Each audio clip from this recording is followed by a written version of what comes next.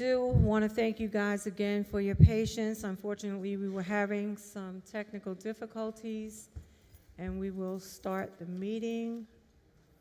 We have one of our council members via phone, and that would be Councilman Christopher James.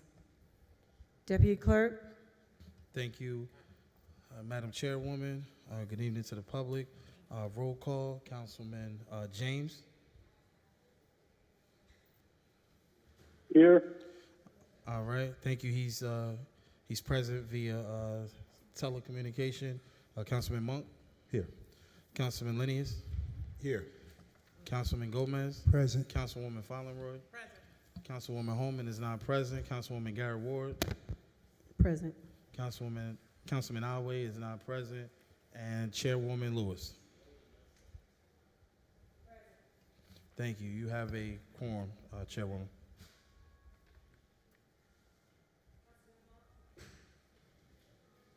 Salute the flag for me. Of the United States of America, and to the republic for which it stands, one nation, under God, indivisible, with liberty and justice for all. Take a moment of silence for those that we've lost.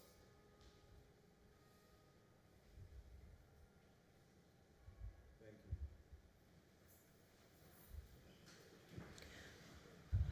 We want to remember the Brown family on tonight as our dear Madam Clerk, as you may know, has transitioned.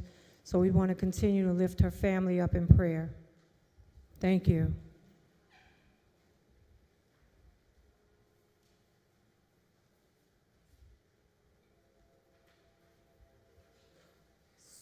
This meeting, which conforms with the provisions of the Open Public Meeting Act, Chapter 231, PL 1975, is a regular official city council meeting. Notices have been filed with our official newspaper, with the city clerk, and posted on the regular bulletin board. The public is permitted to participate where stipulated on the agenda. Open hearing of citizens pursuant to Article 4, Section 3 of the Rules of City Council. Each person wishing to address the council shall step up to the microphone, give his or her name in an audible tone for the record, and unless further time is granted by the presiding officer, shall limit remarks to 3 minutes. All members of the public are expected to conduct themselves in a proper manner. Any derogatory, abusive, or threatening statements will not be permitted. The chair will immediately rule such conduct out of order and terminate any further comments. Open hearing of citizens.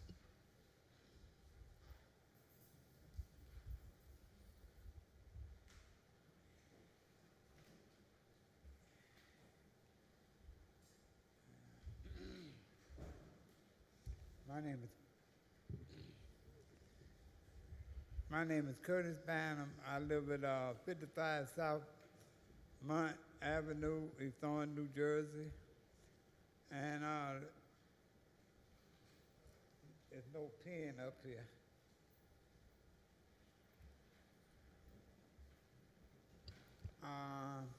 Do we have a pen for the gentleman?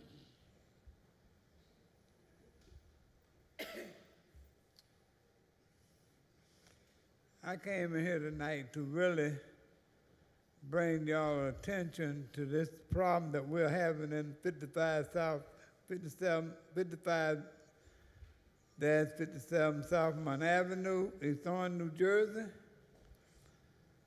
The reason why I came in here, I've been coming here for months, and before the summer came in, about the problem that we're having in that building.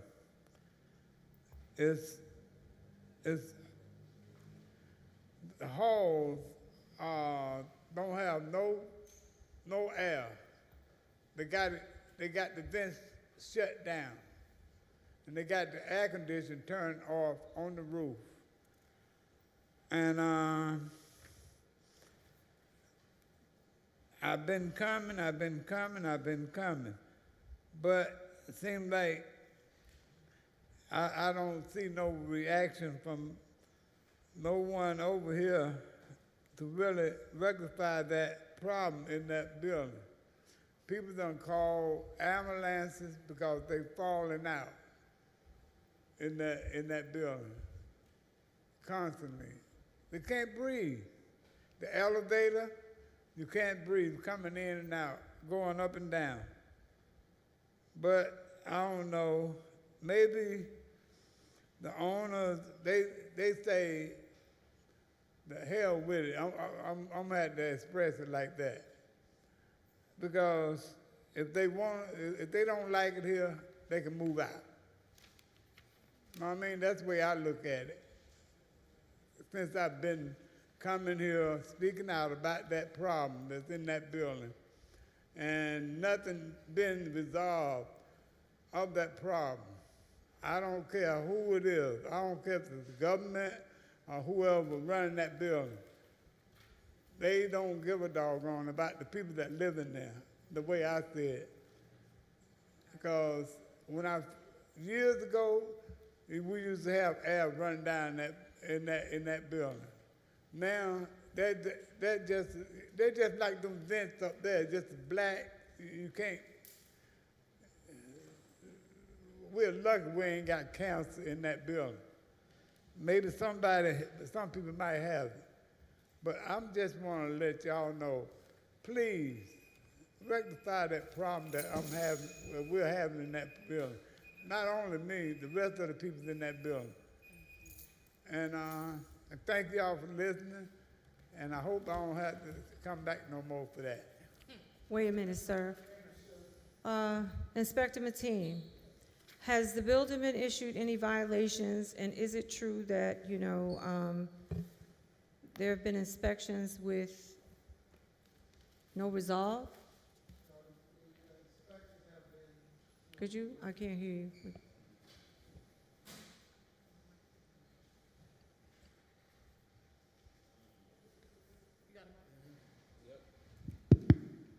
Yes, the inspectors have been to the property. They've assessed violations on certain things. The air itself has not been determined that the air is not on in the hallway. It is warm in certain days because it's very warm outside, but the vents are blowing air, but it's not adequate. So what are we doing about it? Well, they've been issued notice to rectify the problem inside the systems so that the air can blow sufficiently for the building. And have they been given a deadline?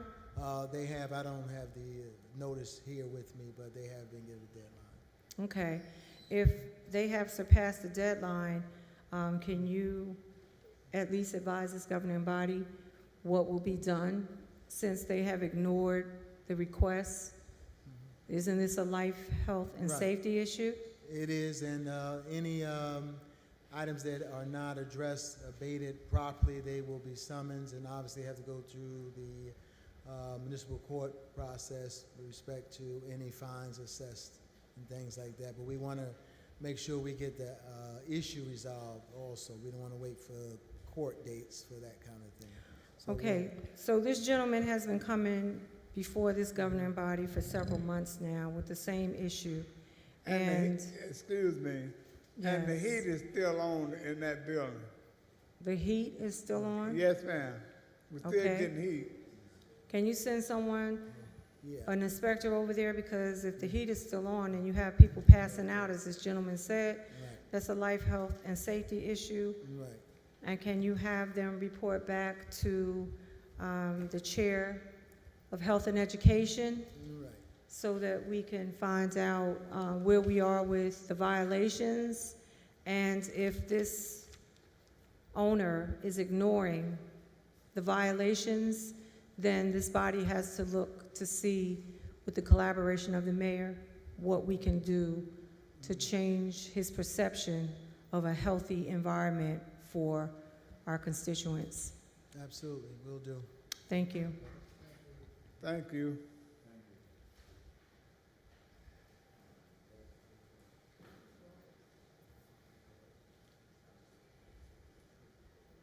Hello.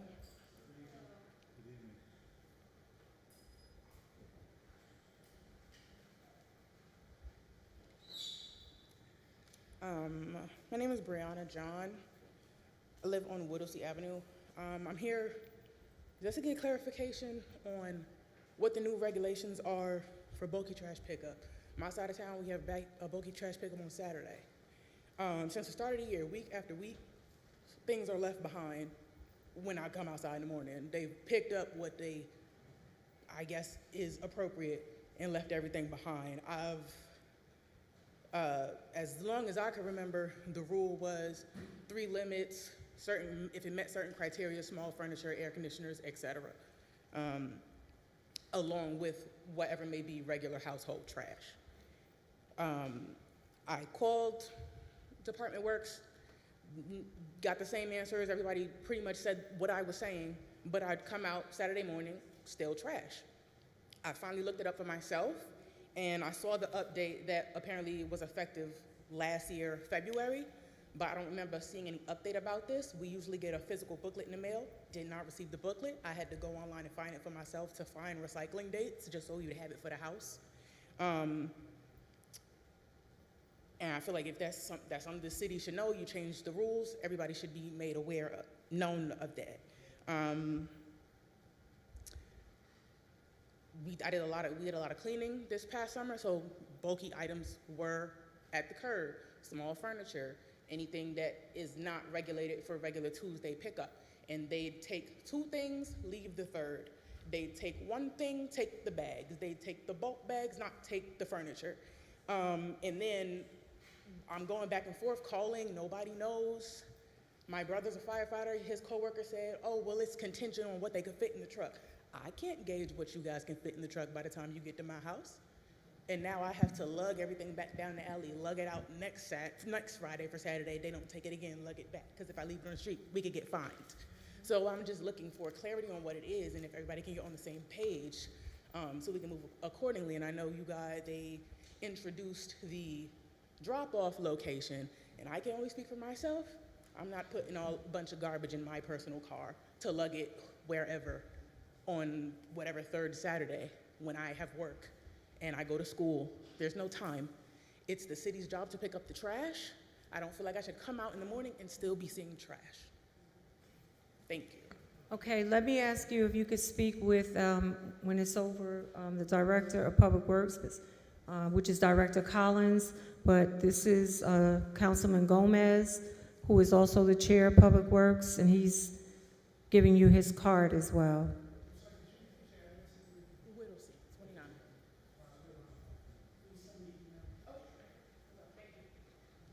Okay, so Councilman, did you want her to send you the email for follow-up, or did you want her to speak to Director Collins as well?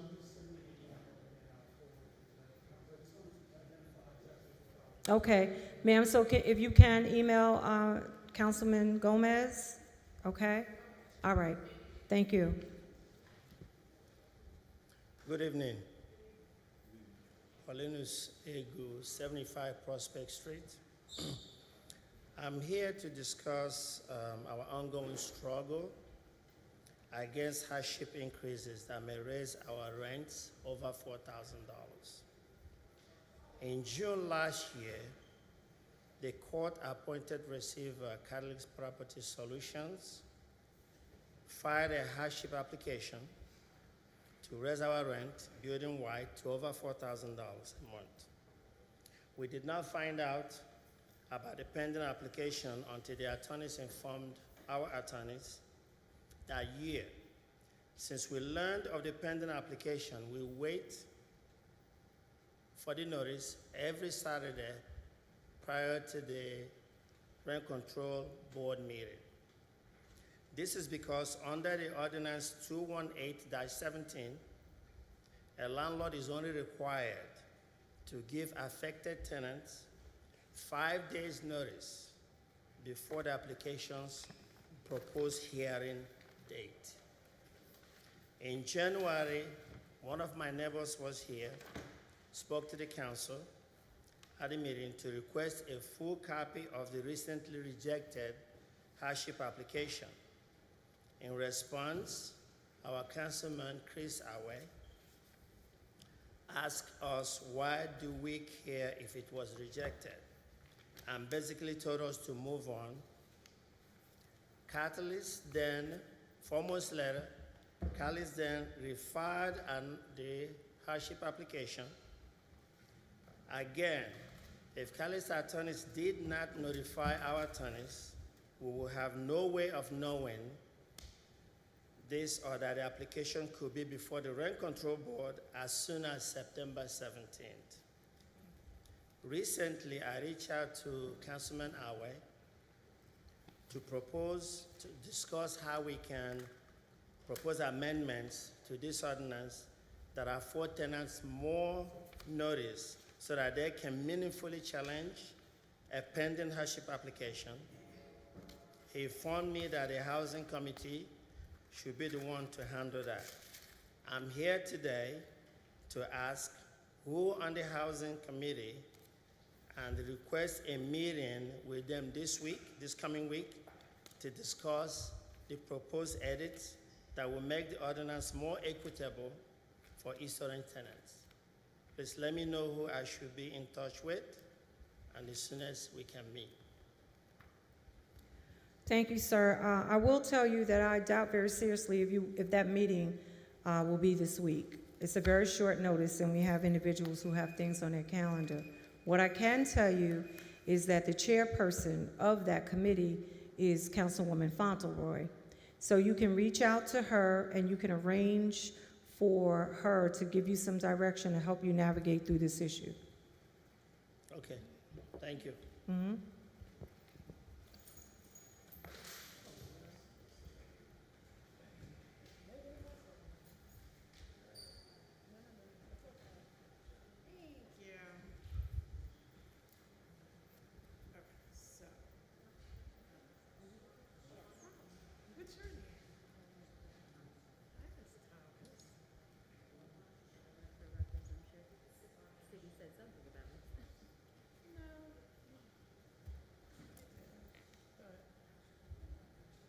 Once you give us a call, this is my personal cell phone. What I want you to do though is call the office, this number, and let's set up a time.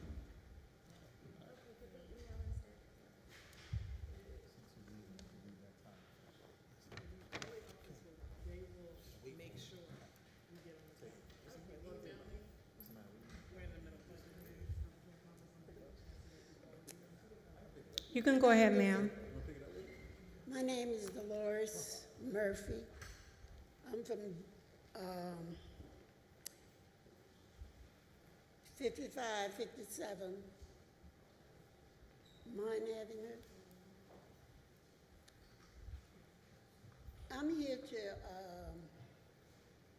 ask for help from someone that can find out who are constantly going into my apartment, tearing up things, taking things, and doing all kind of evil things in my apartment. I've asked the manager of the building, who is the owner, because they have in the lease that you can have your lock changed. And I've been trying to get my lock changed and can't get it changed, because they won't give me no type of information. So I need someone that can help me find out what can I do to get this problem resolved. Well, ma'am, I will tell you that if someone is going into your apartment and touching anything, you should file a report with the police department. I've done that. You have? So is there anyone here today from the police department? Can you see that gentleman right there that's raising his hand, that officer? Find out what happened to your complaint that you filed and ask him to follow up with it. And we will actually, for you, we will get a report back. If you come back to us and they haven't resolved it, we will intercede and ask them on your behalf for some reprieve for you. Thank you.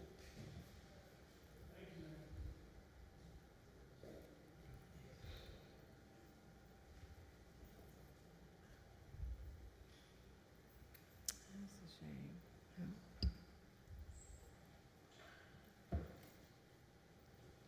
Ma'am, I want you to speak to that officer.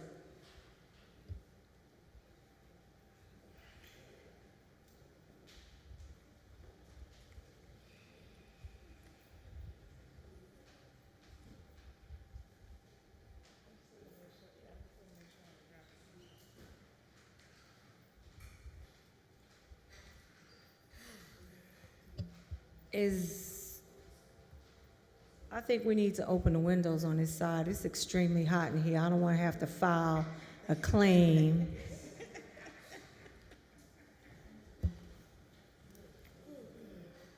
Ms. Jeffries, it's good to see you. Yes. Thank you.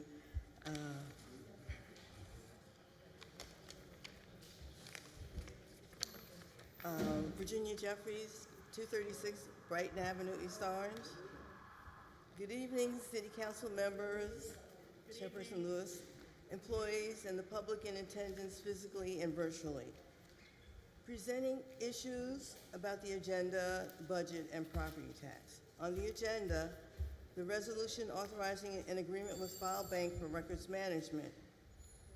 What is the service agreement contract award? A resolution authorizing emergency temporary... I'm sorry, Ms. Jeffries. Repeat that first. Okay. The File Bank records management. What is the service agreement? What is the service agreement amount? On Contract which? I'm sorry, I'm not hearing you. for File Bank Okay. under finance. Mm-hmm. This is a second one under finance is the resolution authorizing emergency temporary appropriations. What is the requested amount? Also, resolution approving bids for July 29, 26 auction. How many bids were submitted, and what is the total monetary amount of the bids accepted? Under Public Works, a resolution authorizing the renewal lease for various equipment with Herc Rentals. How many vehicles are to be leased, and what is the projected cost to lease these vehicles? Ordinance on first reading for the long-term arrangement with the Heritage House Preservation LP. Why is there a financial agreement? What is the necessity for a financial agreement? And what are the terms of this long-term tax exemption? As for the budget, the lateness in passing the budget causes tremendous uncertainty to the residents, property owners, and business owners. This uncertainty invites unrestrained rumors about the financial state of the city. When will the budget hearings be held? Under property taxes, third quarter property tax bill was an estimated property tax bill. Without a budget in place, property owners are left in the dark. Property owners also fund the schools, county government, the county open space tax, the municipal library, and the municipal open space tax. This lack of fully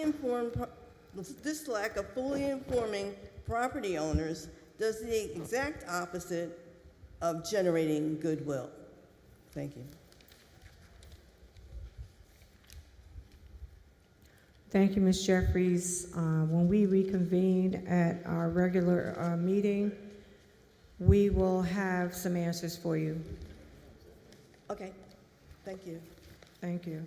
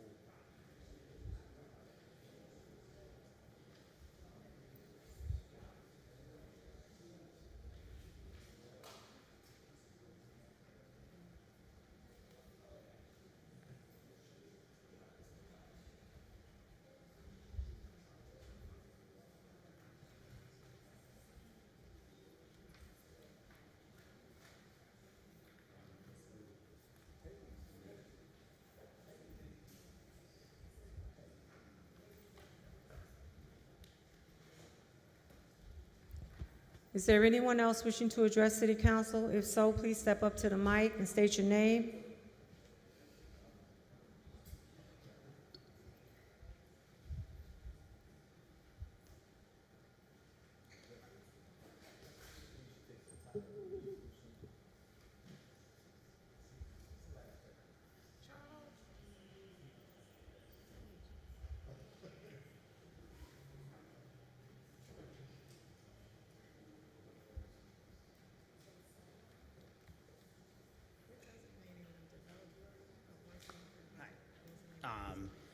My name is. Oh, okay.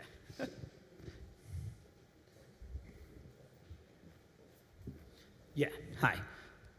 Thank you all for having me. My name is Brian Sampson. I work for Related Affordable, and tonight we have an item on the agenda for an ordinance for a pilot for Heritage House at 50 South Munn. And I believe that one of the people before me might have brought up this property. So I just wanted to address, let everyone know that the reason for the pilot is in order to assist with a planned renovation of the property, where we're going to be investing $130,000 per unit. And the pilot is one of the primary tools that makes this renovation feasible to bring to the residents. We're going to be renovating all of their units. We are going to be changing the property from steam heat to electric heat. We're also going to be adding Wi-Fi throughout the property, increasing security, and replacing all the roofs. So we're going to be bringing a very large renovation to the property, and that's the primary reason for the pilot. And we are excited to get the project underway. And I want to again thank you all for having us tonight. Thank you. Sir, can you tell me who the owners are? The owner is going to be Related Affordable is going to be the parent company of the owner. I'm sorry, what is the name? Related Affordable. Okay.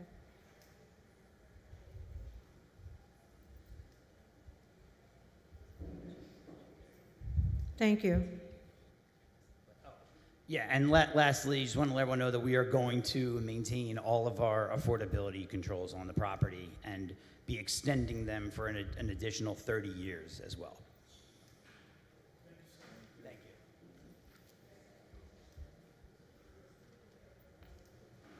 you. Anyone else wishing to address City Council? If so, please step up to the mic and state your name.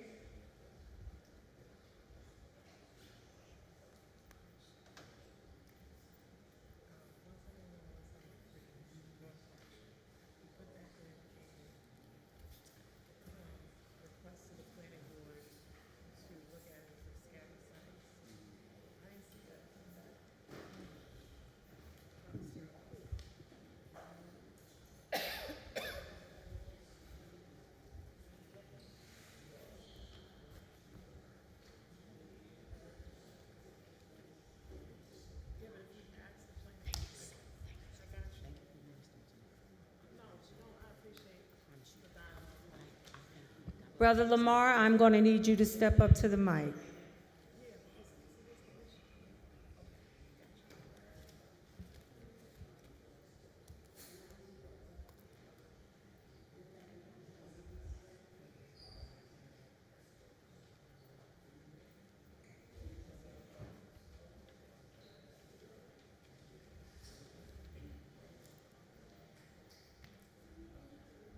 Madam Chair, I don't know if Mr. Lamar knows that we have the dates on each of our desks already. I don't know why it keeps, I just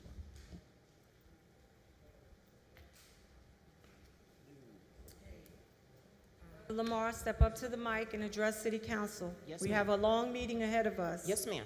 Okay. Whenever.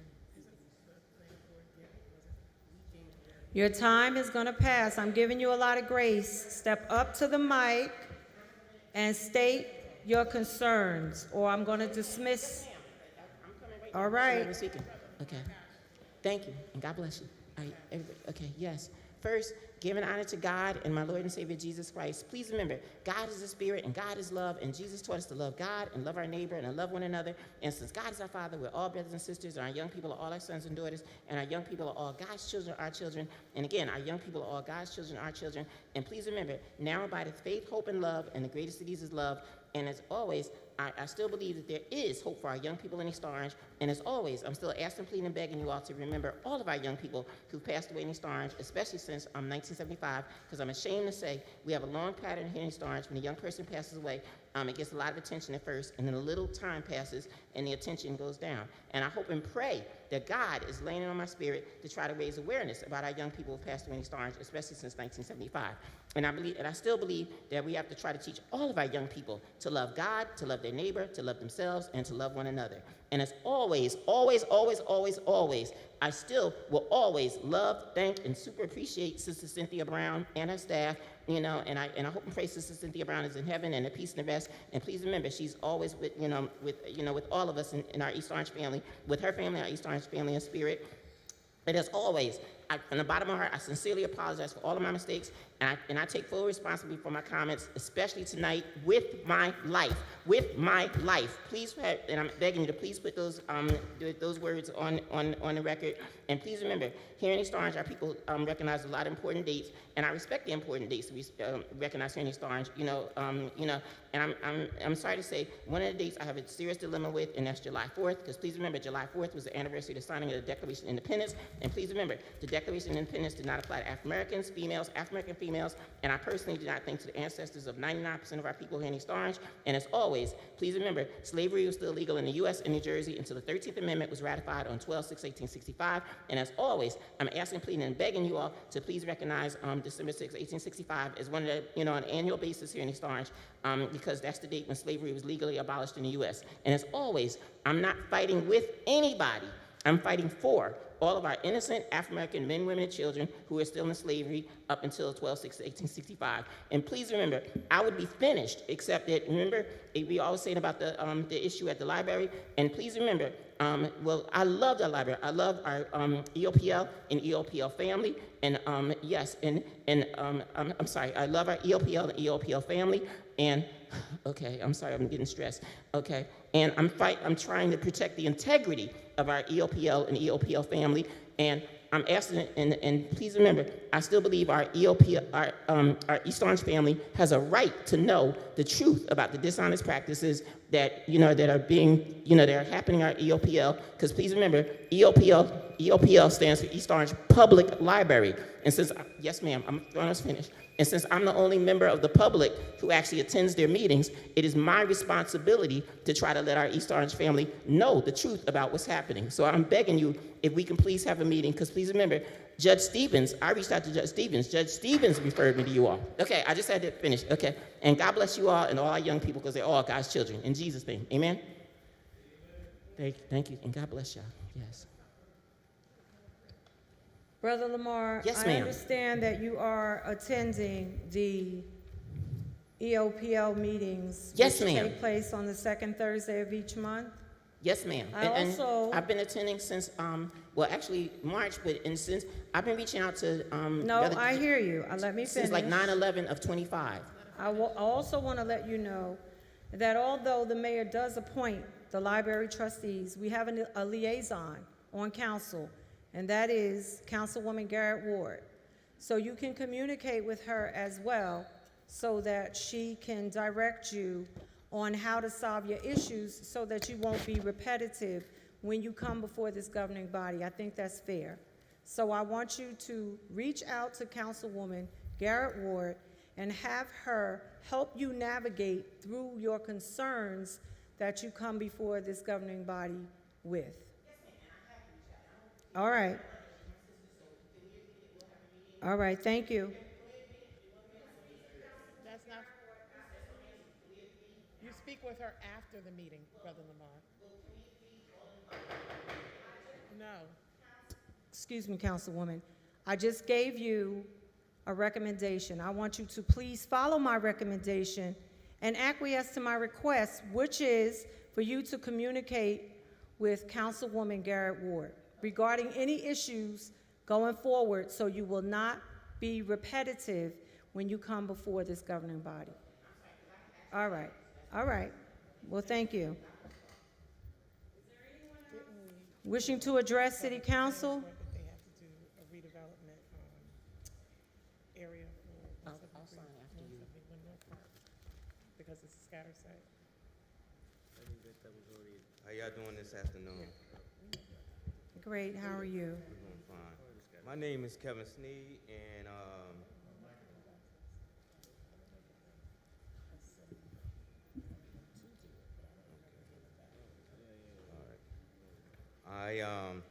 I live 5557 South Mont, and like a lot of people been coming.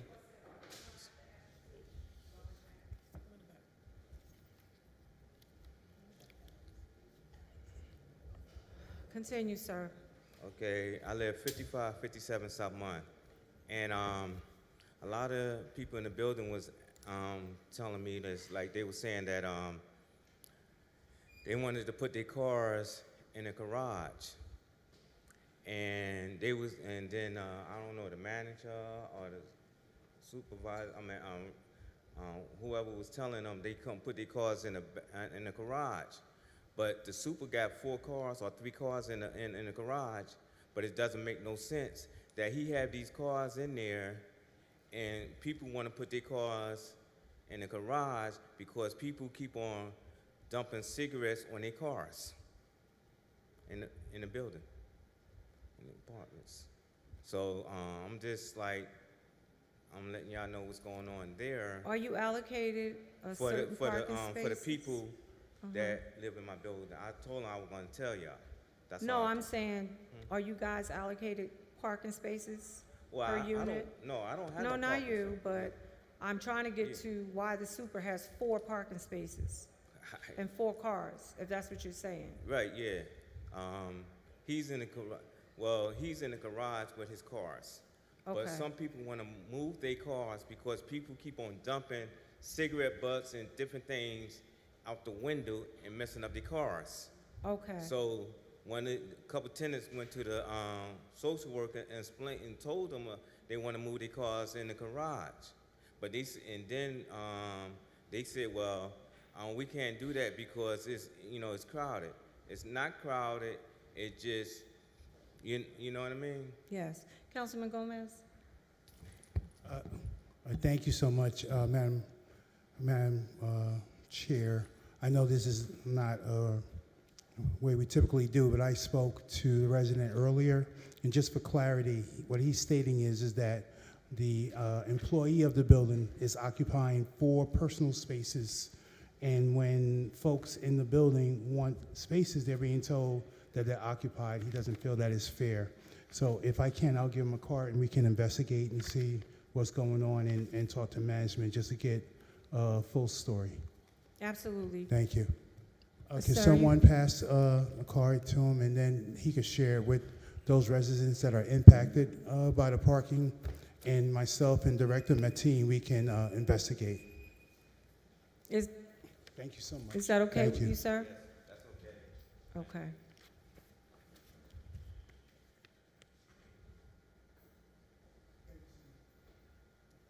Yep.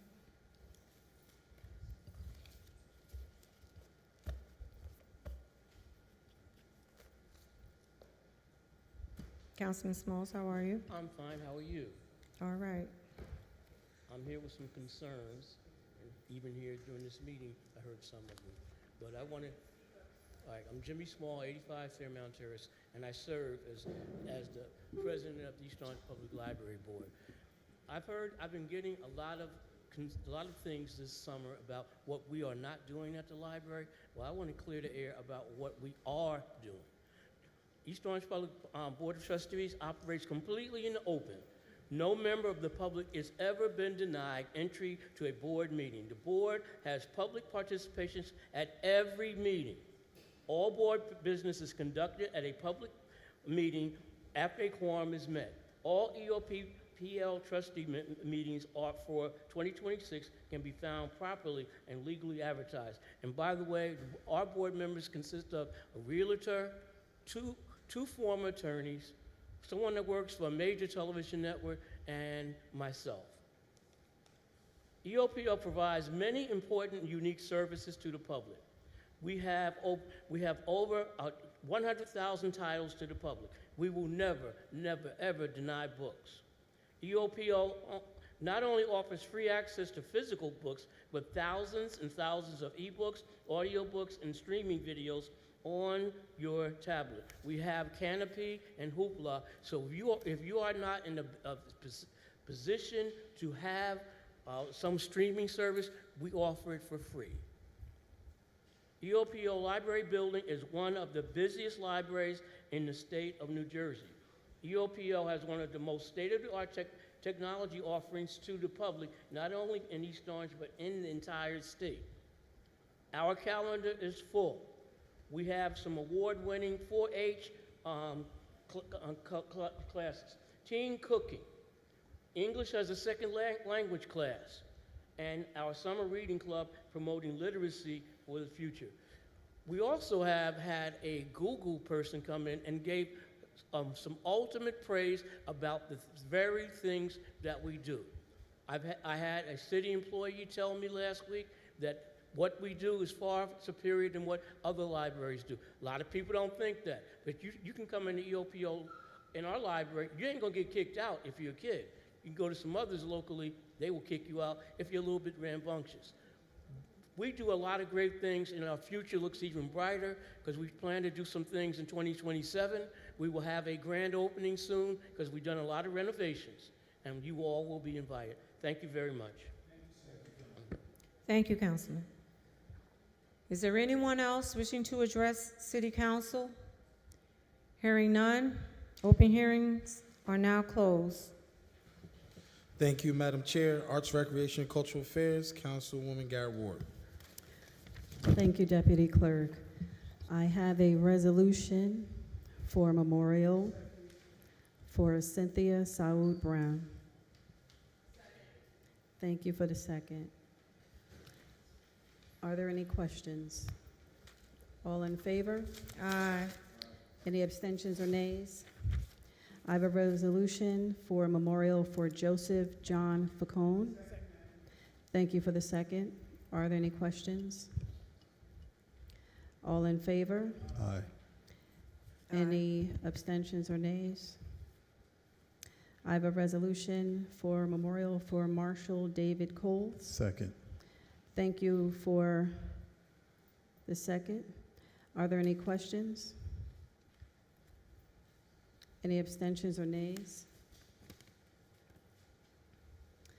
I have a, hold on.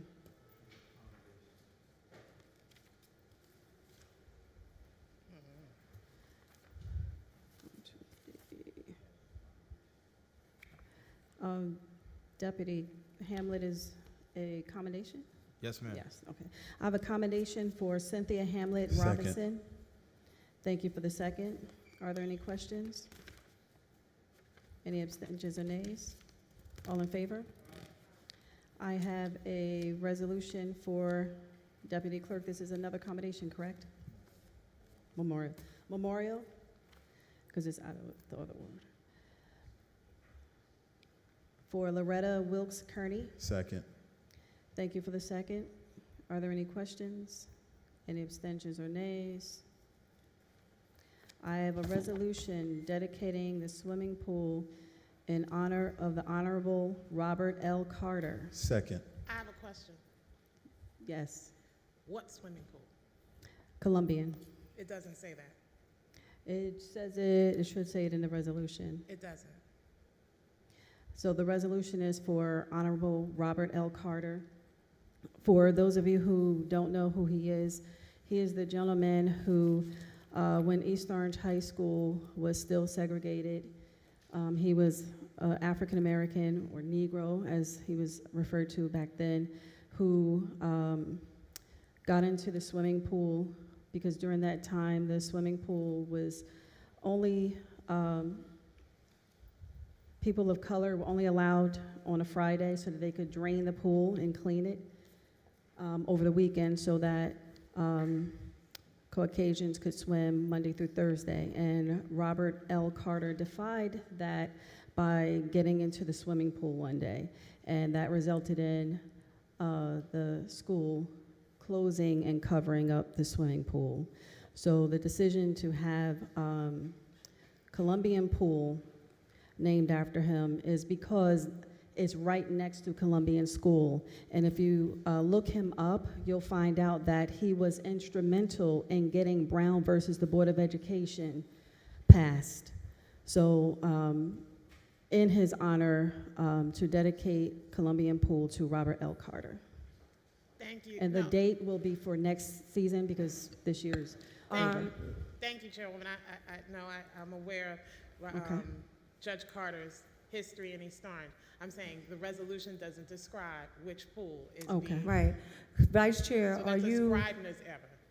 are you requesting a friendly amendment so that Yeah. the original It's will? a Scrivener's error. So Okay. I'm requesting it be corrected in this resolution and the one to follow. Noted. Deputy Chair, Deputy Clerk, can you make those revisions? Thank you. So, Madam Chair, just for correction and clarity, you would like the location of the pool I would like the name of the pool that it's being named after, the location of the pool. inside of the in resolution? Both resolutions. So the one to follow for Teresa Sue, Miss Terry Coram Lewis, also does not describe the pool that we are dedicating in her honors. There are 4 pools in East Orange. Do we right know what location Ms. Terry now. I Quam? think that's here. That's right? Elmwood. Oh, that's Elmwood? Elm. Oh, see?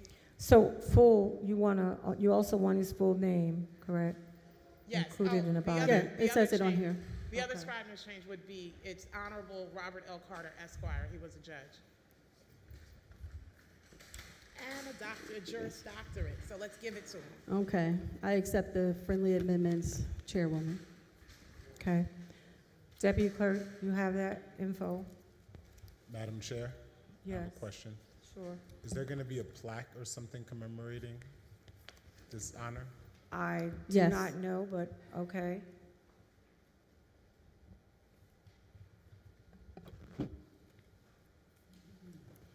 So, Vice Chair, so just for clarity, point of reference, this resolution will be passed and that Scrivener's error will be updated, and the updated copy will be the one that we certified and signed off on. To With reflect those- Honorable Robert L. Carter, Esquire, and that we're renaming Columbian Park Pool after him. And also to reflect Teresa Sue, Miss Terry Coram Lewis's. We didn't do that one We yet, didn't but get we'll there get to yet? it. Okay, so I'll bring that Yeah. up then. Next. You're welcome. Deputy Clerk, for the Got it. record, Councilman Pullins has joined us. Oh, I didn't even see him. No, he Councilman just Paul. snuck in. Oh, okay, all right. He's present at 7:16 p.m. Councilman Pullins, thank you for joining us, sir. Are Thank there you. any other questions? All in favor? Aye. Any abstentions or nays? I have a resolution dedicating the swimming pool in honor of Teresa Sue, also known as Miss Terry Coram Lewis. Second. Thank you for the second. Are there any questions? Also, can we have that Scrivener's error corrected and list the pool that is being honored and with her name, which is Elmwood? Elmwood. It was on the other documents. I'm not sure why it's on this one, not on this one. We will update that information, Thank you. Chairwoman. Are you saying it's already in the body of the resolution? It is not. It should have been. Okay. Okay, well, we'll make the necessary corrections. Thank you. I have a resolution adopting official pool rules and regulations for all city-operated swimming pool facilities. Question? I have a question. So I'm just looking at the rules that are being proposed. We're at the rules and regulations for all city-operated swimming pool facilities, correct? Second. Yes.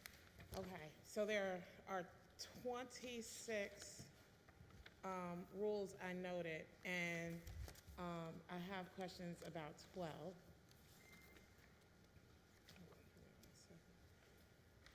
Okay. They marked up so many copies. Okay, Chairwoman?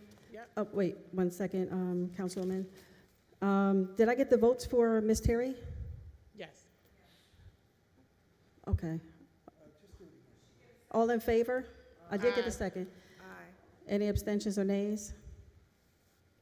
Okay, now we'll go back to the pool rules and regulations. So we have had East Orange pool rules and regulations that are very similar for the better part of the past 47 years. I remember being on Recreation Committee and having some concerns about them then, mostly because our patrons have come to the pool and expressed concerns about the pool regulations, them not being that clear, and it seems as though we're looking at the same pool rules and regulations, so I would like to address those on the floor.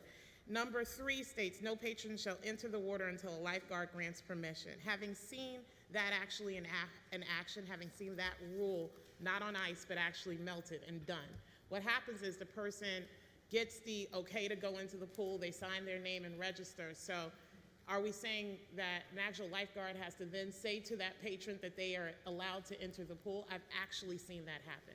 And that is discerning to me in a community, in an audience like ours. Pool should be fun. And once you sign in with the pool attendant on deck, you should just be able to go into the pool following the rules. So I am concerned about that part of the rules and regulations. What specifically, Councilwoman, are you concerned about? That we're already saying all patrons must present a valid swim badge, guest pass, or authorized proof of registration to enter the facility. To compound that with an additional piece of legislation or law that says, now I have to wait for the lifeguard to allow me to enter a pool, is over the top. And it is for this community, and I do believe that we're officials, but I don't believe we're overseers. And I think at some point, we look at pools as fun recreational places, and now we're talking about rules on top of rules, and it grants individuals permissions, the discretion to say whether somebody gets in the pool, when in fact, your valid swim badge, your guest pass, or authorized proof of registration to enter the facility should suffice. I hear you, Councilwoman, but what I'm, That's just one piece of legislation. So I respect what you're Chairwoman, saying. can I address that? No, I am. I'm gonna address that. But what I will remind you of, Vice Chair, is that this was vetted through committee. So you have the opportunity to vote it up or vote it down. I understand your position, but that is the consensus, that you have the right to vote it up or vote it down. I still have questions. Okay, I think she wanted to respond to your first question, though. Absolutely. So go ahead, Councilwoman Garrett. So the reason that patrons have to wait for the lifeguard to tell them to go into the water is for safety reasons. You need to make sure that the lifeguards are in the chair in a ready position to guard. If a person just walks in and they just go into the water, that can be problematic. It's a safety issue. Councilman Gomez. Thank you, Councilwoman Garrett Ward. And just to coattail that, you'll see at the beaches that they have a sign that if you go into the water without the lifeguard there, you're doing it at your own risk.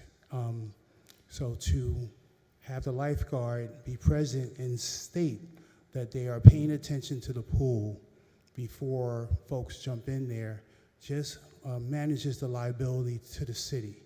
And so I don't think it's overbearing. I think it's quite normal. I think it's quite appropriate, particularly if you have minors that often go to the pool without adults.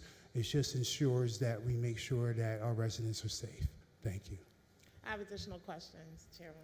Thank you, Councilman. The floor is still the Councilwoman's. This is her committee. I'm gonna let her go ahead and direct the questions. Say what? I'm sorry.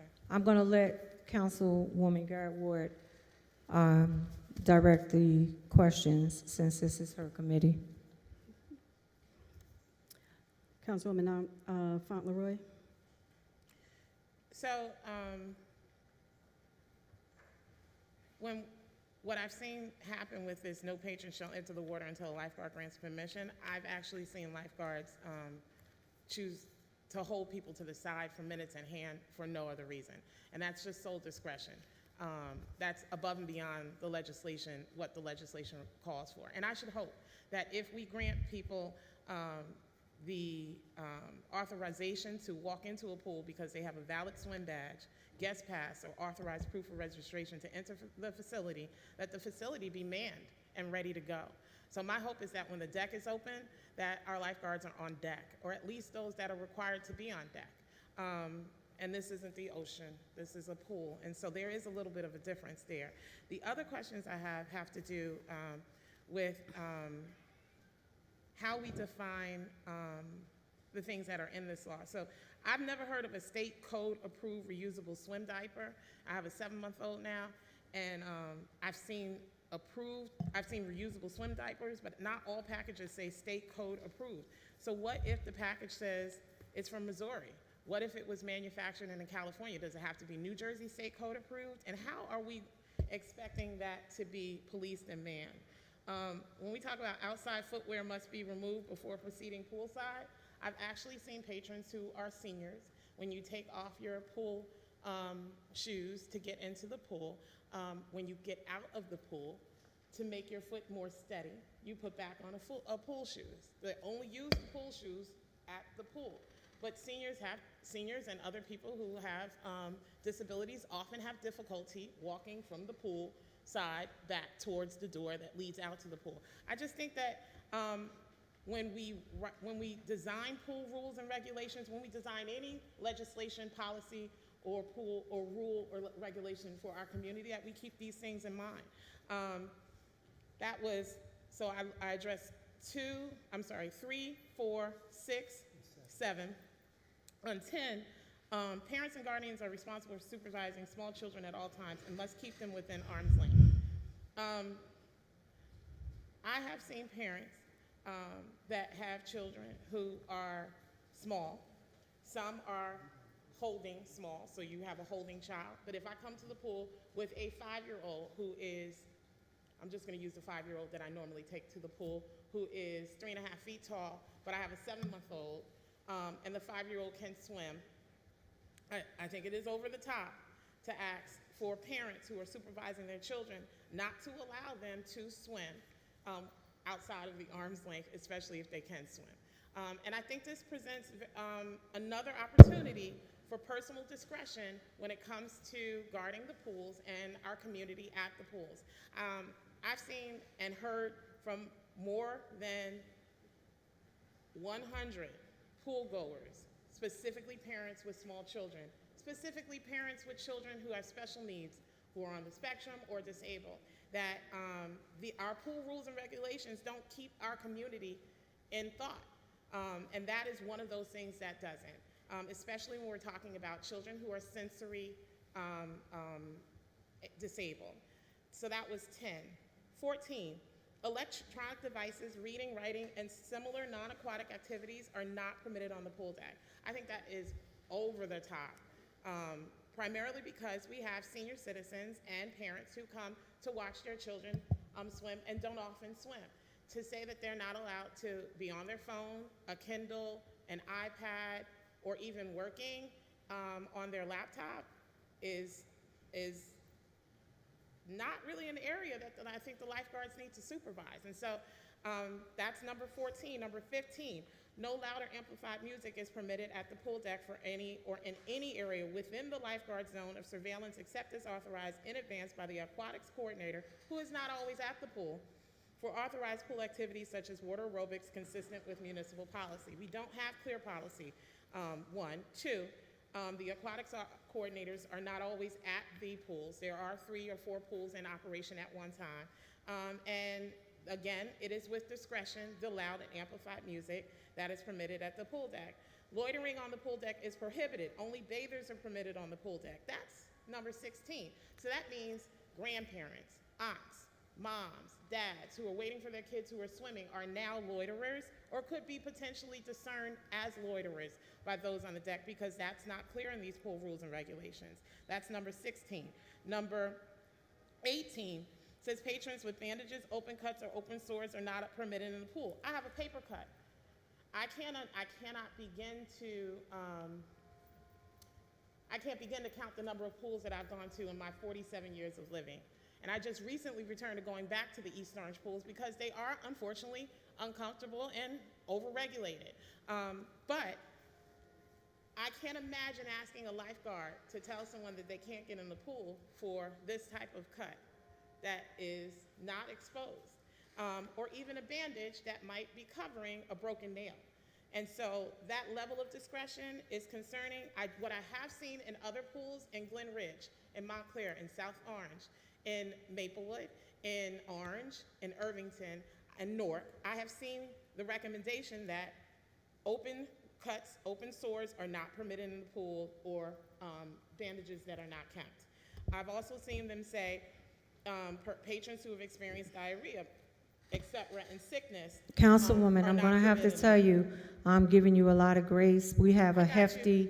I'm on my last point, 2 points All for right. this.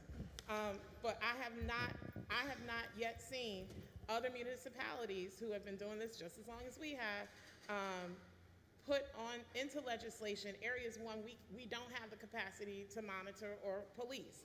Number 23, it says no eating, gum chewing, or smoking is permitted. I think to say gum chewing isn't permitted on a deck is wild, especially if you're not swimming in a pool. So now what are we doing here?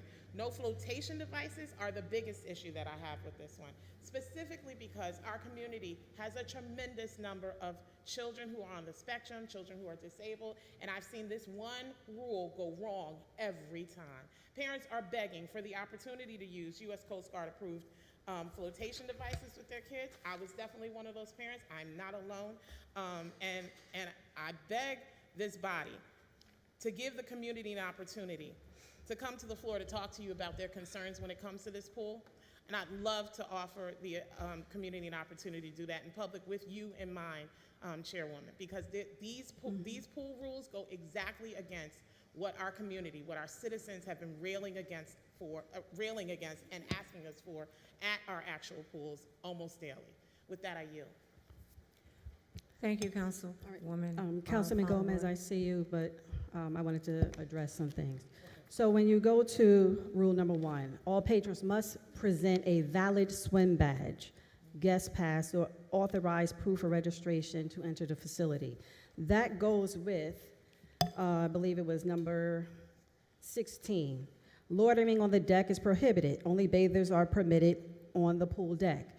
If you are not an authorized badge holder, you should not be on the deck because that's considered loitering. The lifeguards are responsible for every single person that's in that facility. So if someone is in the water, they need to watch them. If someone is on the deck and they're having a medical emergency, the lifeguard staff is legally obligated to effect the appropriate rescue and skills. With number 3, no patron shall enter the water until the lifeguard grants permission. We went over that. Number 4, all patrons must complete a daily mandatory swim competency test. What was the issue with that? I think we can do it better, and we've asked to do it better. I say this because my partner was a Marine, 6 feet tall, 6 feet 5 inches tall, 230 pounds. He and my father, I love, my surrogate dad, Mr. Timberlake, is 6 feet 5, over 200 pounds. Both of them are veterans who have been dedicated in their service and honorable and have been given the merits for what they do. They're both from that branch, either whether it be Army or Marine. They both said we can walk through Columbian Park's pool and the water doesn't even meet our necks. Why is it that we have not figured out in more than 50 years how to do the swim test in a way that even my son's camp, you get a badge once you do your swim test. It's a question. Councilwomen, Why can't we find a different let me way to have do a it? point of privilege. I'm going to ask that this issue be debated not on the floor, but in committee. So- Chairwoman, respectfully, this was in committee. I And it understand. went through committee. But if there are some more concerns from your committee or even Vice Chair Fauntleroy, I think we can go back to committee and address the concerns and, if necessary, do an amendment. At best, you guys can talk about what could work for the betterment and why your position is what it is. I just want to remind you all that this is the legislation that we have before us, and we will be toiling over this all night. Okay. So respectfully, Councilman Gomez. Yes. Okay. So can I, I'll be brief. Absolutely. I'm just going to, the deep water test is a safety measure to prevent folks who cannot swim in deep water from entering into water that's above their shoulders and above their head. If they go into water that's above their head and they are not a deep water swimmer, that can cause them to panic and ingest water and have the lifeguard have to go in to get them. And then it can also cause what we call dry drowning. The diapers must be swim diapers. They cannot be the regular diapers that you put on babies. I don't know if you've ever had a baby and they've been soaked. It lets out these little gel crystals. We don't need those into the pool Agreed. and getting into anybody's eyes, nose, or mouth. Agreed. The outside footwear to be removed before proceeding to poolside is a safety mechanism with all sorts of things that people walk in outside on the way to the pool. We don't know what they could have stepped in. It's a safety mechanism, and it has to be in place, even with the health department. The parents and guardians being responsible for small children at all times and keeping them with arm's length. We don't let our children run out into the street. The pool is a public nuisance in the eyes of the law.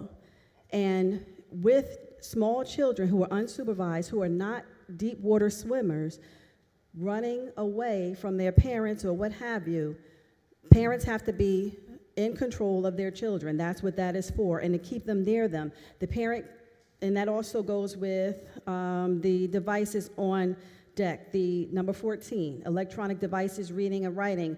If you are there with your small child, you should be monitoring your small child. It is not a time for you to sit there and just read a book while your child is in the water alone. So that's why we have that. And we went into depth with these inside of committee. The music. No one wants to have their loved one in the water and there's a speaker blasting music behind a lifeguard stand or behind a lifeguard, and the lifeguard can't hear a call for help or hear any other patron call for them. So that's with the loud music. And as far as the bandages, we've had folks come to facilities with open wounds. No one wants to get into the pool with someone who has open wounds that have been oozing with infections. So those are just some of the things. And with the diarrhea, number 19, anyone, and this is with the CDC, who has had diarrhea, it is recommended with the CDC that they wait at least 2 weeks because they may let out something that they may think might be a little poop, and then let something else out, and then you're swimming in the water, and then it gets into your eyes, nose, or throat. And with that, Chairwoman, I yield. I think Councilman Gomez had a question for you. Councilman Gomez. Thank you, Madam Chairwoman. I'm going to make it really brief. I think, and I don't want to sound adversarial here at all. I think all the points made this evening are very valid, but I think we have to put a wall between our personal experience and how we legislate for the good of the general public.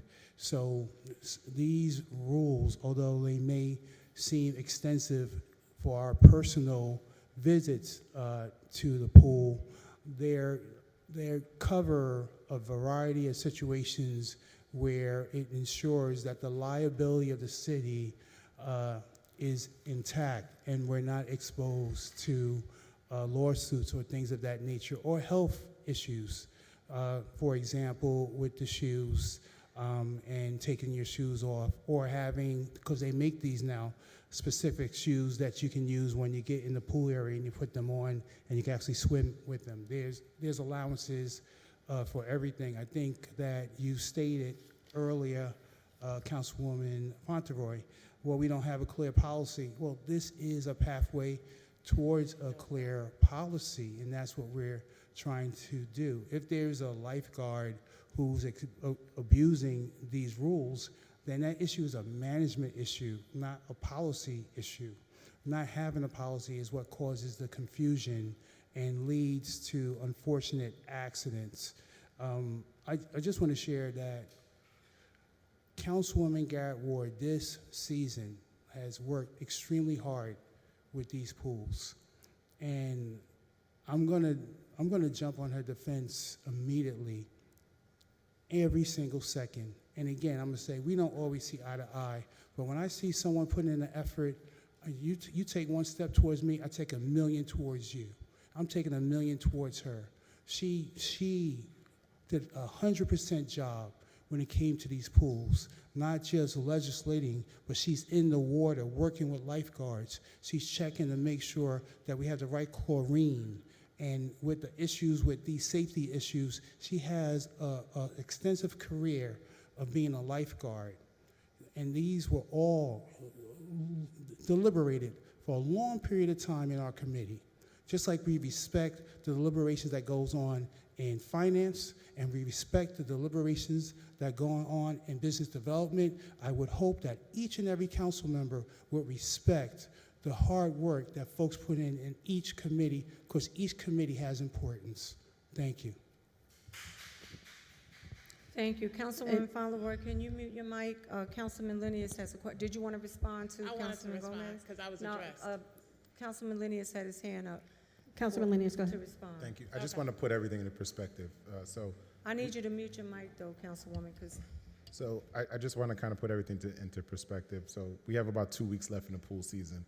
So the regulations that we're doing now may get voted up, may get voted down, but I guess the goal is to build for next year, and at that point that can be discussed in committee if need be. But I think that we have a lot of agenda items tonight, and so I think we'll love to discuss them and go through with them, because it's going to be a long night. So I just wanted to put that in perspective. There's only 2 weeks left in the pool season, so it can get voted up or voted down tonight, and then we just go from there and then build on for next year. So thank you.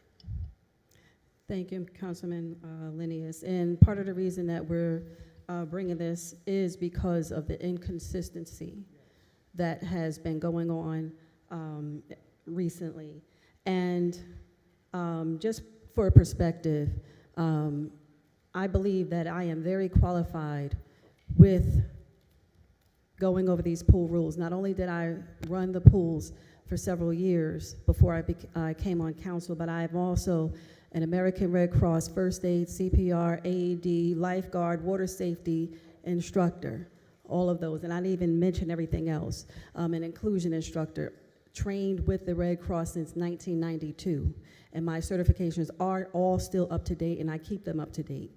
And everything that's in here is based on Red Cross standards and state statutes and industry standards. That's all. Thank you. Chairwoman, I was addressed. I'd like to address.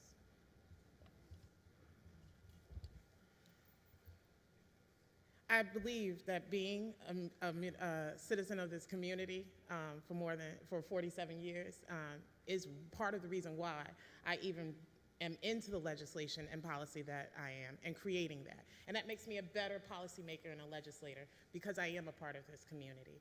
I also believe that when you do legislation and policy, you should be able to actually enforce it.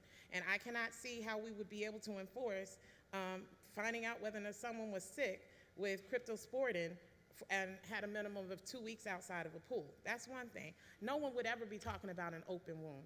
What I'm saying to you is that the legislation that is being proffered is not necessarily decreasing liability, because it really isn't addressing stuff that we can actually, that your lifeguards can address, and it's giving a tremendous amount of discretion in areas that they don't need to. At no point do we need to say state-approved reusable swim diaper, and I wouldn't even call it a reusable swim diaper. I would just say a swim diaper. When we talk about the mandatory deep water test, no one's saying that we shouldn't have one. We're saying it doesn't need to be daily. There are other ways to do it, and there are plenty of municipal pools that have best practices. And no one is ever saying that your certifications that you earned and garnered are anything but that, the certifications you earned and garnered. It doesn't, my questioning these rules, policy, and legislation have nothing to do with the respect that I have for my colleagues. I understand, and I I'm just understand your addressing- concerns, but I'm for the just sake of addressing what time, was- I'm Councilwoman, addressing what was said. I understand and that, but I I'm have going to give you the when I option. talk about my character. I do recognize respect that. I recognize the time we are spending on legislation. But I'm going to that's ask you to incredibly move on important. so that we can continue with her committee But I agree. respectfully. I agree that we have a lot of legislation to pass today, but that does not usurp the fact that we should be paying attention to the legislation we put out. for That's our right. That's why community. we get it in a length of time for us to review it so that we can get through that information. But for this right here, we're going to move on to the next item on the I wasn't given agenda. any notice about that. Okay, these well, these respectfully, being we're going to that move on, though, Councilwoman. Councilwoman Garrett Ward, Now that we've your next addressed the item on concern. the agenda? No, we didn't. Did we vote on No, we the didn't. adoption of the? Are we voting on the item, or is it going back to committee, Chairwoman? No, we're going to vote on Okay, it. okay. All in fa- Councilwoman? All in favor? Thank you for the second. All in favor? Aye. Any abstentions or nays? No, nay. I have a resolution adopting a mandatory deep swim competency test policy at all city-operated swimming pool facilities. Second. Thank you for the second. All in favor? No, Aye. nay. Any abstentions or nays? Nay. I have a resolution adopting a pool toys and flotation device policy at all city-operated swimming pool facilities. Thank you for the second. Any questions? Yes. So you're saying people can't have pool toys like the ones that are allowed in the workout sessions? So if a senior comes to want to use them, they Workout can't use sessions them? are organized recreation events. That's different. So they can't use any flotation devices at all. Even on the adult swim nights, we're not allowed to use any of the flotation devices. I'm asking a question.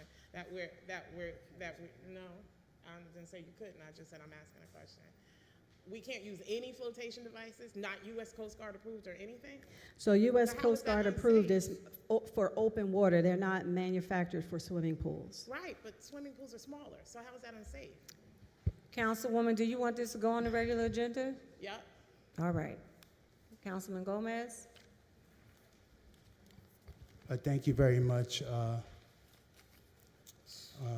Madam Chair.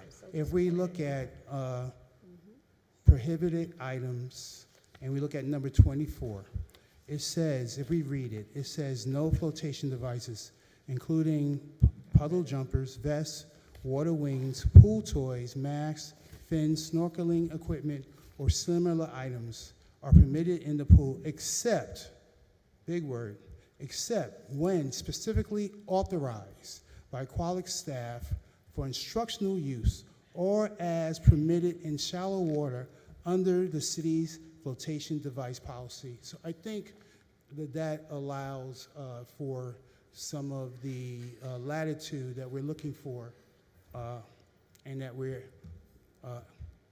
discussing and debating. Thank you. And that's under organized instructional events.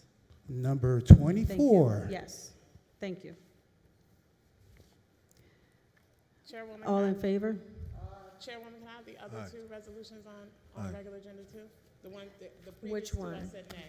Which one was that? So that would be the Adopting I think she's talking official. about the first two. lifeguard testing standards and the. Did she get to that yet? pool No, rules. I didn't. Okay, let her get to that, and then you can The call two for it. prior that I said nay to, I want that on regular agenda. Okay, and which two prior are those that So we one voted on? Are you was- referring to?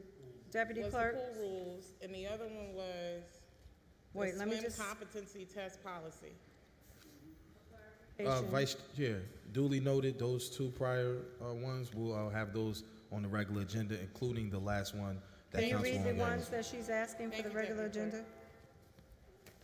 agenda? All three of the ones that Councilwoman Garrett Ward read. I need you to tell me the name, Deputy Clerk. Resolution adopting official pool rules and regulations for all city-operated swimming pool facilities. Resolution adopting a mandatory deep water swim competency test policy at city-operated swimming pool facilities, and a resolution adopting the pools, toys and flotation devices policy at city-owned operated swimming pool facilities. All three of those will be moved to the regular agenda, Chairwoman. Thank you. Yes. Madam Chair, through you to Chairwoman Garrett Ward, I would just maybe suggest, just for expediency, all the items that are regarding pool rules, we just move it to the regular agenda, and that would allow folks to be able to adequately No, express. respectfully, that came from one council member, so we're going to leave the other ones where they are, and we're going to move on with the agenda. I just wanted to finish my thought before you tell me no. Okay. Like Council- everyone well, else. Well, then, no. I'm fine, thank you. Councilwoman Fauntleroy, can you mute your mic when they're talking? Thank you, Madam Chair. Did we get a vote on that one? No, Oh, because it's going to regular. Resolution adopting loud music and noise policy at all city-operated swimming pool facilities. Second. Thank you for the second. Any questions? Duly So noted. there's a request. Okay. I have a resolution requesting, it's going on regular agenda, though. I have a resolution requesting police presence at city-operated swimming pool facilities during free swim sessions. Second. Thank you for the second. Received. I have a resolution codifying mandatory pre-employment American Red Cross lifeguard testing standards for the City of East Orange Aquatics Program. Second. Can we move that to regular agenda as well? Councilwoman, you don't think that there should be someone properly vetted No, I'm okay and with certified? You okay with that one? I had an issue with. Because that's the last one that she just called. Yeah, I just had an issue with a portion of the legislation, but I know that we don't have the time to discuss it. So I moved it to regular meeting. I asked to move it to regular. Okay, thank you. That'll go to the regular agenda. Madam Chair, if I just may, for the swim competency test, that was done because if you look at the commercials of the different medications that people may take that they may not have taken the day before, it can be an injury, it could be a type of medication, it could be any type of undiagnosed medical condition that developed from the day before with someone going into water. That's why we have the mandatory deep swim water test, because you may have been able to pass that test yesterday, but you may not be able to pass it today for whatever reason. And we want to make sure that folks are able to be in the water and be safe. With the pre-employment test, we want to make sure that there is a standard of pre-employment testing with something that is objective and not subjective. Just because someone has a certification, it does not mean that they maintain the skills from year to year. Lifeguards have to get recertified every 2 years. And just because they have a certificate that says that they were certified, it does not necessarily mean that they have the skills. There have been cases, and you can look it up, where folks have had their lifeguard certifications revoked due to poor training or no training at all, and they just have a certification. And one of our neighboring towns is one of them. And with that, I am going to ask if Councilman Monk, because he had something that he wanted to say really quick. Thank you, Chairwoman Garrett Ward. I do appreciate that. in the city of East Orange, we have a lot of people who labor for love. There is a nonprofit organization I have to remind the residents about, and that is the Street Maintenance Incorporated nonprofit organization, which works with our children, typically at Fresh Start Academy 4 to 7, and that season is starting very soon. Sometimes they have mentors coming in to mentor to your children, but they have also been in the parks and on the streets here in the city of East Orange this summer, ensuring the safety and well guidance that some of you parents give at home. It is the Street Maintenance Incorporated organization that is mentoring your children when you're at work. They are in the parks with the children, and they are in all the parks and on the streets, on the central avenues, on the William streets, on the main streets. So if I could, any of the individuals from Street Maintenance that are here this evening, if you could just stand up for a second. Just wanted to give you guys a round of applause for what you do here in the city. It is very important. We thank you for the time that you have mentored, and I would ask the thousands of parents that we have in the city to contact Street Maintenance to donate what you can to that organization for the welfare and being of your kids. They are doing so much, and it needs to be recognized before we go into the school season. Thank you, Chairwoman Garrett Ward and Chairwoman Lewis. Thank you, Councilman Monk. With that, I yield. Thank you, Deputy Clerk. Chairwoman. Thank you, Chairwoman Garrett Ward. Business Development and Zoning, in the absence of Councilwoman Holman and Councilman James, Councilwoman Garrett Ward.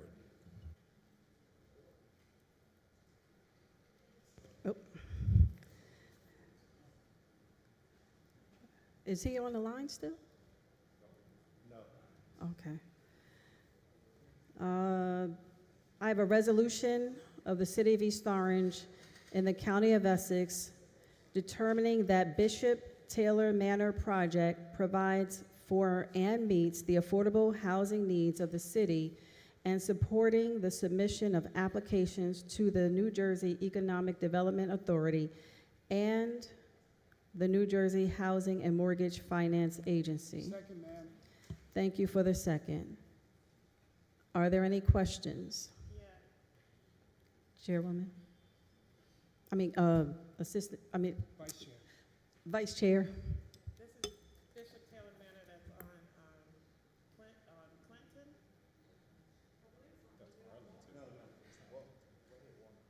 On Walnut. It's the same owners of, those owners have abated the issues in the Mighty Fifth Senior Building. You can put your mic back on. Director? Oh, the planner's here? Yeah, can I ask, have the issues that were brought to the concerns of the building department with regards to, God, why can't I think of Rudy Cucino's building's name right now? I'm gonna Norman ask that Towers. someone from planning answer.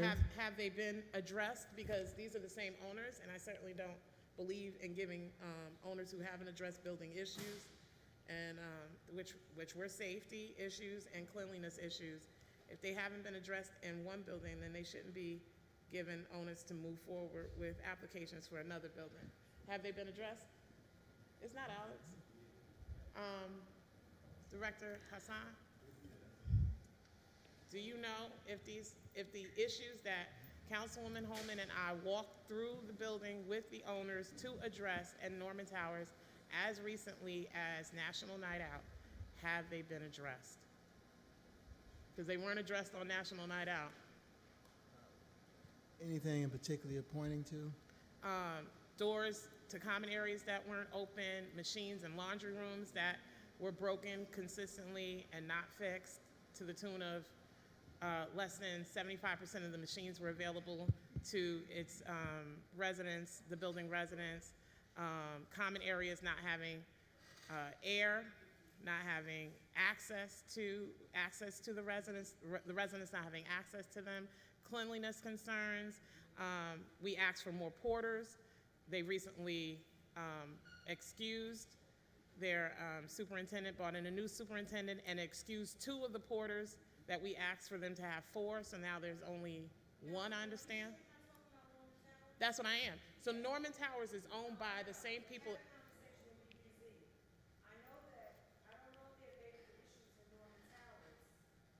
Right.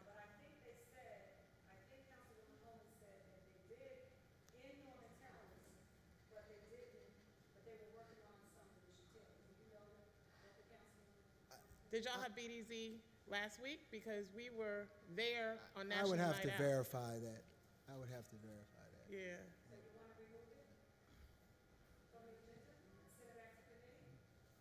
I'm not the chair. I'd send it to regular, you mean? Yeah, send it, I would love to send it back to committee if we don't have an answer to that. Thank you, Madam Chair. Through you, Madam Chair, who's serving on behalf of Councilman James, respectfully to my colleague, Madam Vice Chair, I think that we can agree that there's an issue with every building in the city. And I think probably the more pointed question is, what is the owner proactively doing and alerting the city to be proactive to make any changes to what this council or the administration has identified? I think if we take a broad brush and say if there's anything that's outstanding that we need to send it back to committee, we're going to really be in a logjam with regards to how we approach things moving forward. But I do appreciate and respect Madam Vice Chair's concern. I think that we need to make sure that through Madam Chair Garrett Ward, that Mr. Mateen and his team address or get an answer to her response in the meantime.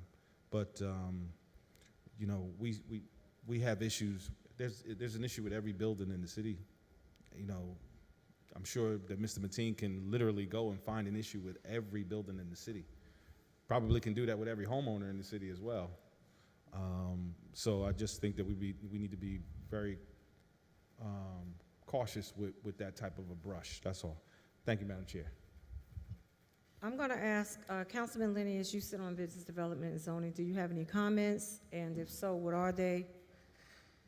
As well, pertaining to this matter on the agenda right now. We did not discuss it at the last BD&Z meeting, but the previous meeting, Councilwoman Holman was very concerned about the conditions of Norman Towers, but I do believe that she was okay with it going to the floor for this particular project, which is on Walnut.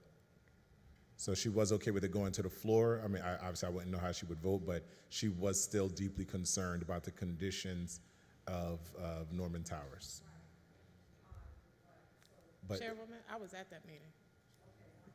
Councilwoman, what is your consensus of this being on the BDZ committee? You on that? I concur with what Councilman Lenny has stated. Okay. How did it get to the floor is my question. But Councilwoman Vice she Chair? was okay for it going to the floor for a full vote of the council. So, That's what I'm saying.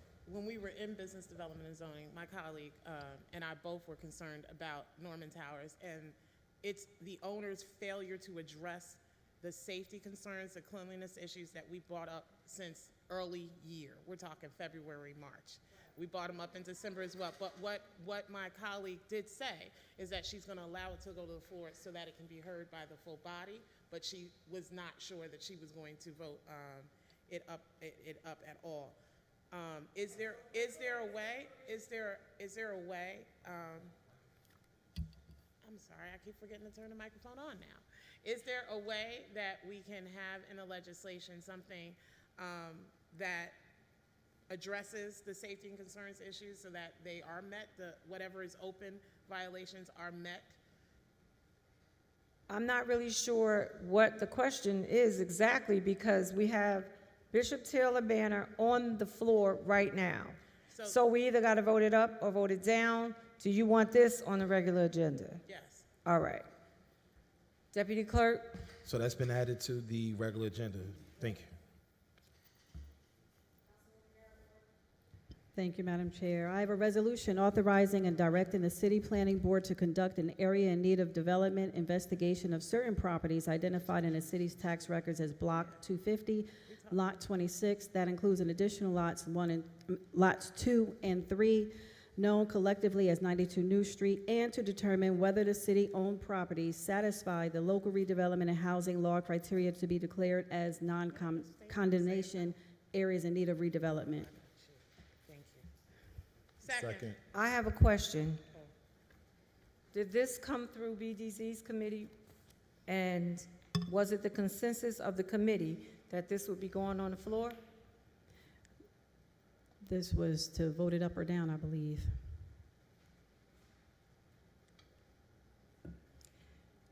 I recall there being an issue with clarification with this property.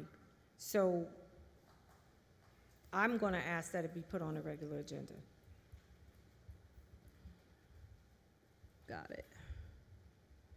I don't recall this on BD&Z.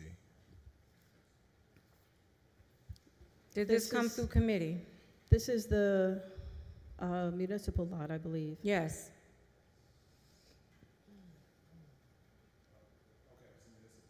Yeah. You recall? Okay. Deputy Clerk, regular agenda. Yes, received, Madam Chair. I have a resolution of the City of East Orange, County of Essex, New Jersey, authorizing an amended and restated redevelopment and community benefit agreement with 430 Williams Holdings, LLC, and amending resolutions number I-325 of 2025 to reflect a reduction in the approved project from 115 residential units to 100 residential units. Second. Thank you for the second. Are there any? 1 second, I'm sorry. Okay.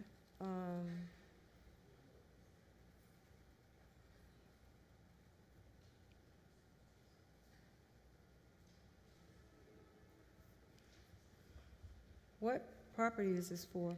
I believe this is the one that is the corner of North Clinton and William, across from the medical facility.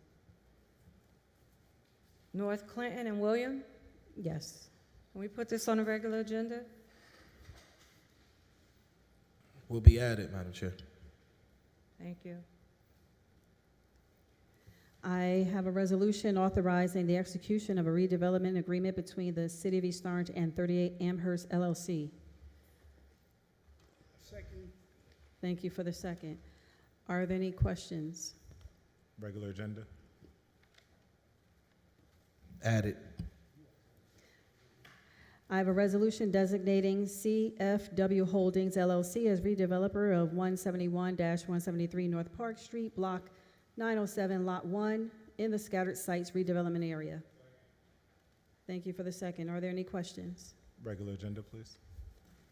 Added, Councilman. I have a resolution designating CFW Holdings LLC as redeveloper of 340 Dodge Street, Block 882, Lot 27, in the scattered sites redevelopment area. Regular agenda. Regular agenda. The item will be added to regular agenda. I have ordinances on the first reading to be transferred to law and legislation, and ordinance amending the amendment to the Central Avenue Commercial CAC subdistrict of the Transit Village. Wait, let me read that again. Subdistrict of the Transit Village District Redevelopment Plan pursuant to the Local Redevelopment and Housing Law, NJSA 40:12A-1 et sec. Thank you for the second. Are there any questions? All in favor? Aye. Any abstentions or nays?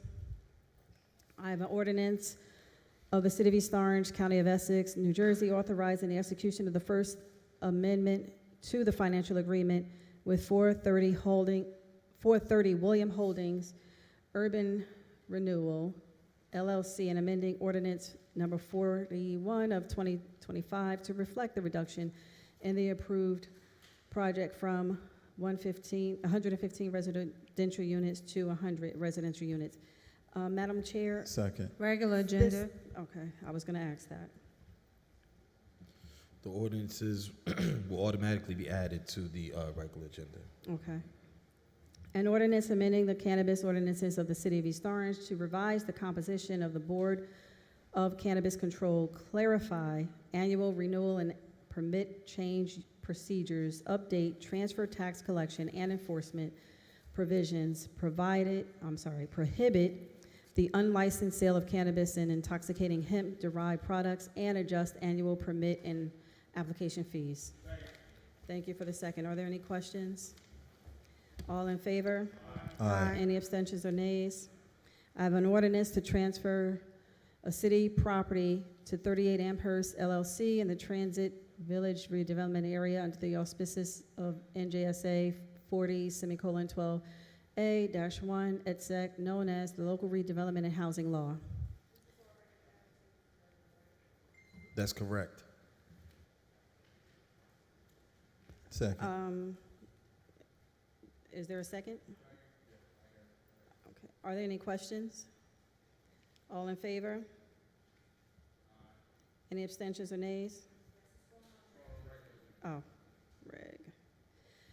And I have an ordinance of the City of East Orange and the County of Essex, State of New Jersey, approving the long-term tax exemption and authorizing execution of a financial agreement by and between the City of East Orange and Heritage House Preservation, LP. Regular agenda. Thank you. Second. Okay. Regular agenda, Deputy Clerk. Received. All 5 ordinances from Business Development and Zoning will be automatically added to regular agenda. Thank you. And that's all I have, Madam Chair. Thank you, Thank you. Chairwoman Garrett Ward. Finance, Councilman Linius. Thank you so much, Deputy Clerk Brown. Good evening, everyone. I have a payroll number 15. Second. All those in favor? Aye. Any abstentions? Any nays? I have payroll number 16. Second. Any abstentions? Any nays? Aye. I have bill approval and payment listing of 8/17/2026. Second. All those in favor? Aye. Any abstentions? Any nays? I have a resolution appointing Shalonda Owens to the position of City Clerk. Second. Can I get that one more time, Councilman Pullen? Thank you. All those in favor? Aye. Any abstentions? Any nays? I have a resolution appointing Second. Takima Rutherford to the position of Deputy City Clerk to fill the unexpired term. Second. Can I get that one more time? Second. All right, thank you. All those in favor? Aye. Any abstentions? Any nays? Thank you. Thank you, Brother Lamar. I have a resolution authorizing the renewal of a contract with Essex Locksmith LLC for the City of East Orange. All those in favor? Any abstentions? Any nays? I have a resolution authorizing an agreement with File Bank for records management and digitization through Keystone Cooperative Purchasing. All those in favor? Aye. Any abstentions? Any nays? A resolution authorizing the purchase of automotive tires and repair services Second. from Intercity Tire and Auto Center. All those in favor? Any abstentions? Any nays? I have a resolution amending the gas mileage reimbursement for city employees for July 1st, Second. 2026 through December 2026. All those in favor? Any abstentions? Any nays? I have a resolution authorizing the cancellation and refund of taxes for 100% disabled veterans. All those in favor? Any abstentions? Any nays? I have a tax appeal refund. All those in favor? Any abstentions? Any nays? I have a resolution authorizing emergency temporary appropriations. All those in favor? Any abstentions? Any nays? I have a resolution approving bids for July 2029, 2026. I like this on the regular agenda.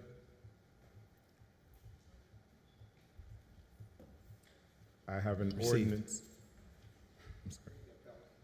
I have an ordinance on first reading to be transferred to law and legislation. I have an ordinance repealing Chapter 247, Article 3 of the City Code entitled Hotel and Motel Occupancy Tax. Resolution authorizing emergency temporary appropriation. Regular agenda, please. Thank you. What is this about?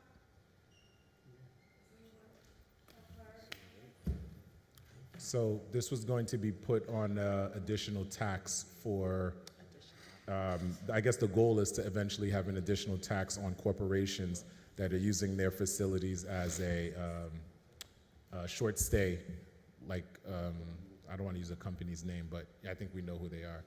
Like they use them as a short stay. Like a bed and breakfast. Airbnb? Yeah, I didn't want to use the company name, but yes, like that. Yeah, they would be paying a municipal tax, yes. Chairman, would that also be paying municipal tax for homes that do it?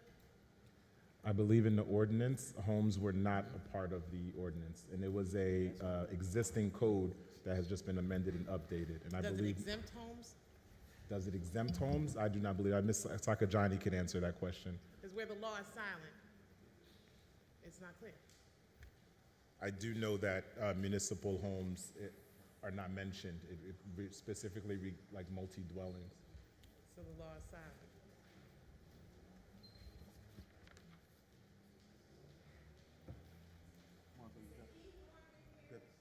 She got the mic right there.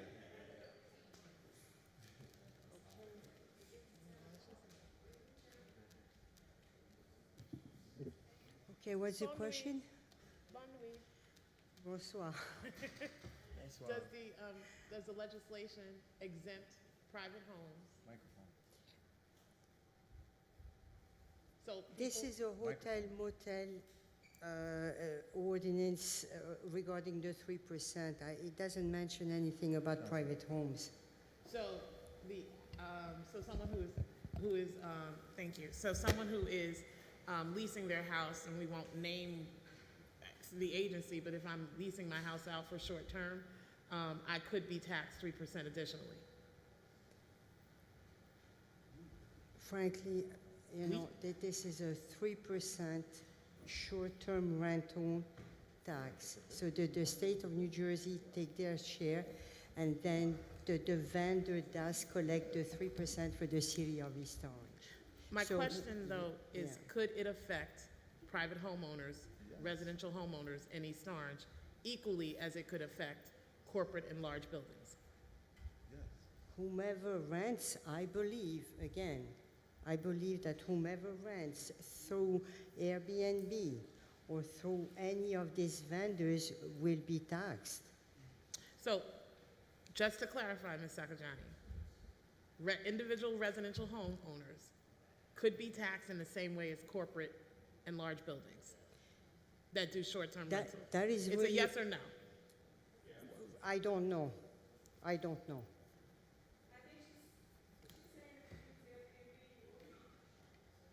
So it's a yes or a no. But when you say I don't know, it questions whether or not this legislation should even be on the floor. So it's either it will affect private homeowners as well as corporate and large building owners, or it won't. If we don't know, then we're not clear and it shouldn't be on the floor. Okay. This 3% is something that existed since 2016. You have an ordinance in place and it's well active. So it was amended in 2018. This is the reason why we have this ordinance. Now, you do rent a short-term rental through Airbnb, through Travelocity, you becoming, you know, a private owner, I believe, and big corporation, you're becoming a hotel and motel. Any services that you provide and you get compensated for usually gets taxed. It's not something new. I appreciate your opinion, Ms. Sakajani. No, it's not my opinion. But my question is, you said I believe. Yeah. My question is, are homeowners who were to do a short-term rental in their homes equally as taxed as large corporation and building owners? Because you can carve that out in the legislation, colleagues. I just want to make sure we're clear on what you're saying. Okay. Yes I or believe, no? yeah, 90 days and under, you will get taxed, the 3%. So yes. Whomever So rent. it's a yes? Yeah, you will be So taxed. it's a yes? Yeah, So we can carve out differently in our legislation to protect our homeowners. We can. just, So yeah. she answered the question. Buildings are treated the same as homes. Whomever rents through Madam Chair? Airbnb. Yes, ma'am. I'm just thinking, point of clarification. So if the legislation that's put forward from the administration, if a private homeowner complies with the legislation, then they'll be taxed. Additionally, yeah. Yeah. So if they don't want to be taxed, then they won't comply with the legislation. No, it's if you short-term rental, you're going to get the 3%, just like the building. Mm-hmm. Yeah, Yeah. additional tax. That's Mhm. right. It's not always building. So what Ms. Sakajani, the reason why the administration even proffered this legislation is because they're trying to attack building owners that already receive tax exemptions from us from receiving additional exemptions and getting that tax back into the hands of the city. What I'm saying is there are mom and dads, aunts and uncles who own their own homes that are short-term rentaling out portions of their homes by law, whatever, in compliance with the law, that should not be taxed the same way as those buildings, because that's not what we're trying to address in this legislation. That's not what administration mentioned in committee meeting that they were trying to address. So I'm not suggesting they're not making money, and they're paying a tax. But I'm Madam saying Chair. they shouldn't be additionally taxed the same way large buildings are. We should not. Aren't we taxed enough? Can y'all get y'all hands out It's my really pocket? the vendor that's gonna have to pay that. If a room in East Orange is worth But $100, your 3% will be included. I'm sorry, Madam Chair, but again, I'm trying to make sure I have clarity for myself and all my colleagues, but under section 228-2, regulations for short-term rentals, the city code, 2A, it says it shall be unlawful for any owner of any property to rent, operate, or advertise a short-term rental in a manner that is contrary to the procedures and regulations established by this section or applicable state law. So if they are not in compliance with the legislation that's approved by this body or the state, then they're in violation. So, right. So, and this is before Ms. Sakujani's ordinance. I just don't believe we should be taxing our residents, our homeowners like this. Okay, But it's up to y'all. Deputy Clerk, are we clear on this? Can we move on? So, no, It's so you going like on this on the regular regular agenda, Vice Chair Fauntleroy? Yes, thank you. Oh, it's an ordinance, I'm sorry. Yes, okay, thank you. That concludes finance. Thank you, Councilman Linius. Health and Education, Councilman Monk. Thank you, Deputy Clerk. And I will say, Mr. Deputy Clerk, it has been my distinct pleasure to have worked with you, with this being your last evening. I could not ignore that fact of what tonight actually means to all of us here on the City Council. So every opportunity to work with you has been a blessing. Thank you, sir. I have a resolution authorizing and ratifying the shared service agreement with the City of Orange Township for health officer services. Thank you for the second. All those in favor? Aye. Any nays? Thank you. And lastly, I have a resolution to award a contract for lead remediation and abatement for the Lead Hazard Control and Healthy Homes Program. Thank you for that second. All those in favor? Thank you. Any nays? Mr. Deputy Clerk, again, thank you for your service, and that concludes Health and Education. Thank you, sir. Housing Licensing and Inspection. Thanks, Deputy Clerk. I have no legislation at this time. I hadn't said your name yet, but Council Chairwoman Fauntleroy, thank you. I'm trying to move it along so I don't want to hold up anymore. Thank you so much. Planning and Grants, in the absence of Councilman Awe and Councilwoman Holman, Councilman Monk. No legislation tonight. Thank you, sir. Thank you, sir. Public Safety, in the absence of Councilman James, Councilman Linius. Thank you so much, Deputy Clerk Brown. No resolution at this time.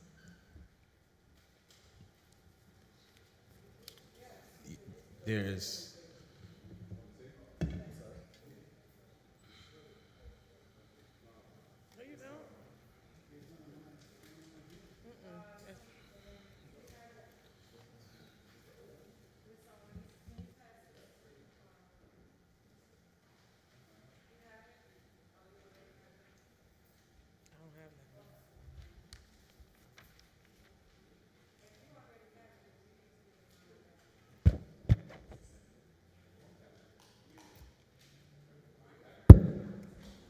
Yeah, it's not on my agenda, but okay. Yeah, right? Nobody has it? Okay, I got it, yeah. What agenda is it on? I have a resolution authorizing repairs to East Orange Department of Public Safety Fire Division Second. Rosenbauer apparatus through Defender Emergency Products. All those in favor? Any abstentions, any nays? Can we move that to regular agenda? Regular agenda, thank you. I have a resolution authorizing repairs to East Orange Department of Public Safety Fire Division apparatus through Campbell Supply Company. Second. All those in favor? Any abstentions, any nays? I have a resolution authorizing repairs to East Orange Department of Public Safety Fire Division apparatus through Hudson County Motors. Second. All those in favor? Any abstentions, any nays? Thank you so much, Deputy Clerk Brown. Thank you, Councilman Linius. Public Works, Councilman Gomez. Thank you, sir. I have a resolution authorizing the designation of restricted car spaces. Any questions? All those in favor? Aye. Any opposed? Next, I have a resolution authorizing the renewal of a lease for various equipment with Herc Rentals, Inc. under the New Jersey State Contract number 19 GSNV 2-00854. May I get a second? Second. Thank you. Any questions? All those in favor? Any opposed? And just a moment, in reference to an earlier question, the amount is not to exceed $58,000. Within the $58,000, $45,000 for previously incurred and unpaid rental invoices, and also $13,000 for continued rental equipment during the budget review period. That's in the legislation. And just for added context, we rent this equipment in case of emergency due to storms and things of that nature. And lately we've been having really tremendously crazy weather. So it's good to have this on hand, this particular contract. And that's the reason for it. The last piece of legislation in my committee is a resolution awarding a contract for professional landscape, thank you, architectural and engineering design services for an MTA place-based mitigation plan. Thank you for a second. Any questions? All those in favor? Aye. Any opposed? And that's all I have this evening. Thank you.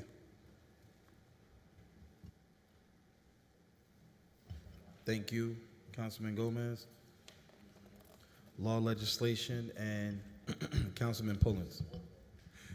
Thank you, Deputy Clerk. Appreciate you, sir. Madam Chair, I'm going to try to be as fast as possible. We have ordinance on first reading, an ordinance repealing Chapter 247, Article 3 of the City Code entitled Hotel and Motel Occupancy Tax, resolution authorizing emergency temporary appropriations. Second. Any questions? Is that on regular agenda? Thank you. Yes. Thank you. It's on the regular. Okay. Madam Chair, I have an ordinance amending the amendment to the Central Avenue Commercial Sub-District of the Transit Village District Redevelopment Plan pursuant to the Local Redevelopment and Housing Law, NJSA 40:12A-1 et sec. Second. Thank you. Any questions, colleagues? All those in favor? Any opposed? Deputy Clerk, I have an ordinance of the City of East Orange, County of Essex, New Jersey, authorizing the execution of First Amendment to the financial agreement with. Yes, it is. Would you like for me to read it in its entirety, Madam Chair? Okay, just to get on the record. With 430 Williams Holding, Urban Renewal LLC, and amending ordinance number 41 of 2025 to reflect the reduction in the approved project from 115 residential units to 100 residential units. Second. Thank you, sir. I have an ordinance, Deputy Clerk, amending the cannabis ordinances of the City of East Orange to revise the composition of the Board of the Cannabis Control, clarifying the annual renewal and permit change procedures, update transfer tax collection and enforcement Second, sir. provisions. Thank you. Prohibit the unlicensed sale of cannabis and intoxicating hemp-derived products, and adjust annual permit and application fees. Any questions, colleagues? Seeing none, all those in favor? Aye. Any opposed? Deputy Clerk, I have an ordinance to transfer city-owned property to 38 Amherst LLC in the Transit Village redevelopment area under the auspices of NJSA 40:12A-1 EDSEC, known as the Local Redevelopment Law. And yes, this is on the regular agenda. Second. Thank you, sir. That's correct. Deputy Clerk, I have an ordinance of the City of East Orange in the County of Essex, State of New Jersey, approving a long-term tax exemption and authorizing the execution of a financial agreement by and between the City of East Orange and Heritage House Preservation LP pursuant to NJSA 55:14K-1 EDSEC. Second. And thank you. And this is also on regular agenda. Right, Deputy Clerk? Correct. Okay. I have ordinances on second and final reading this evening. Deputy Clerk, ordinance number 26. Ordinance amending. Okay, thank you. Ordinance amending Chapter 51, Land Use of the Code of the City of East Orange by creating Section 51-91.1, Data Centers and High-Intensity Computation Facilities Prohibited, and prohibiting such uses in all zoning districts. I already have a second. Any questions? Seeing none, all those in favor? Aye. Any opposed? Okay. Deputy Clerk, I have ordinance number 27, an ordinance amending Chapter 51 Land Use, Section 51-5 Definitions, Section 51-99 Use Regulations for Commercial Districts, and Schedule A of Chapter 51 Table of Uses Regulations for Commercial Districts of the Code of the City of East Orange, County of Essex, New Jersey. Second. Thank you, sir. Any questions, colleagues?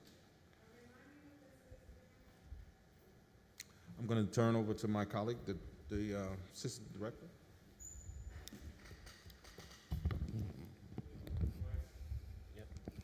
This is to restrict certain commercial uses and establish a quarter-mile minimum distance requirement for certain businesses such as barbershops, beauty supply stores, and fast food restaurants, among others.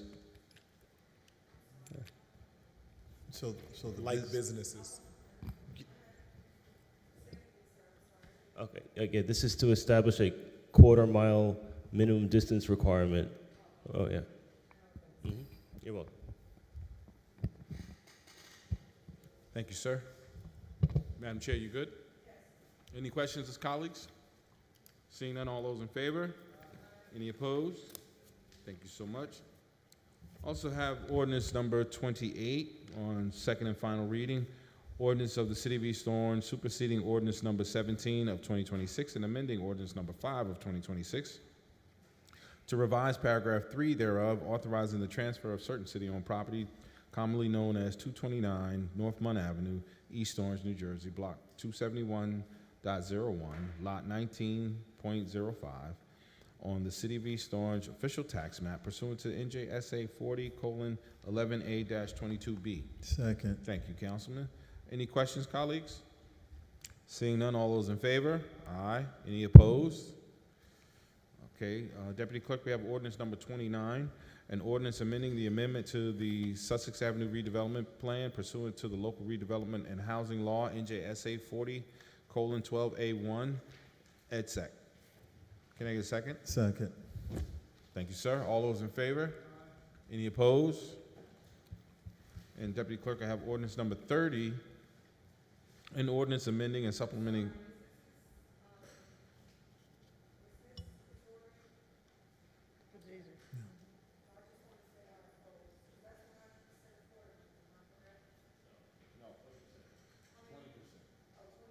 Yeah.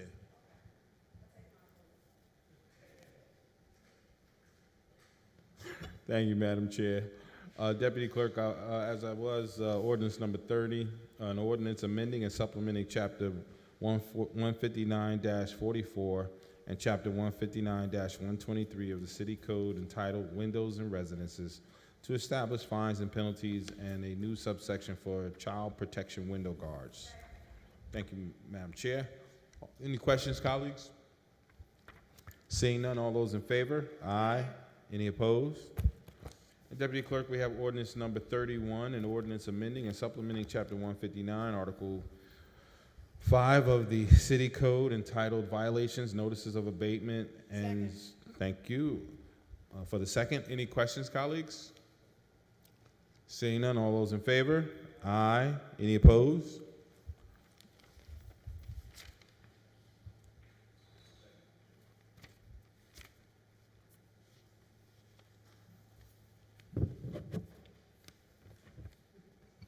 Okay.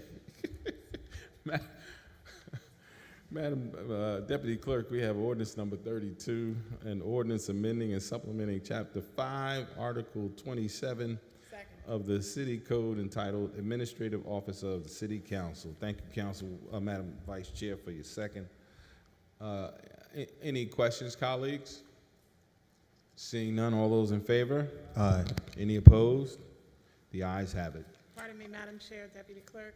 I'd like it recorded that my vote on ordinance number 27 on second and final reading is a no. Okay, so because we're still in the committee meeting, you will have an opportunity for your vote to reflect that in the regular meeting. Okay.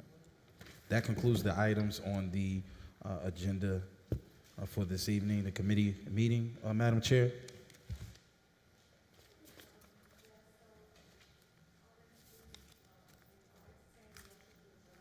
So moved.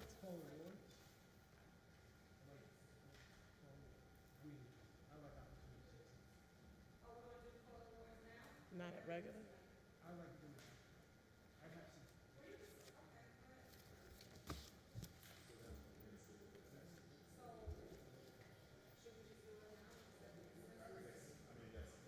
I wasn't ready to do it then.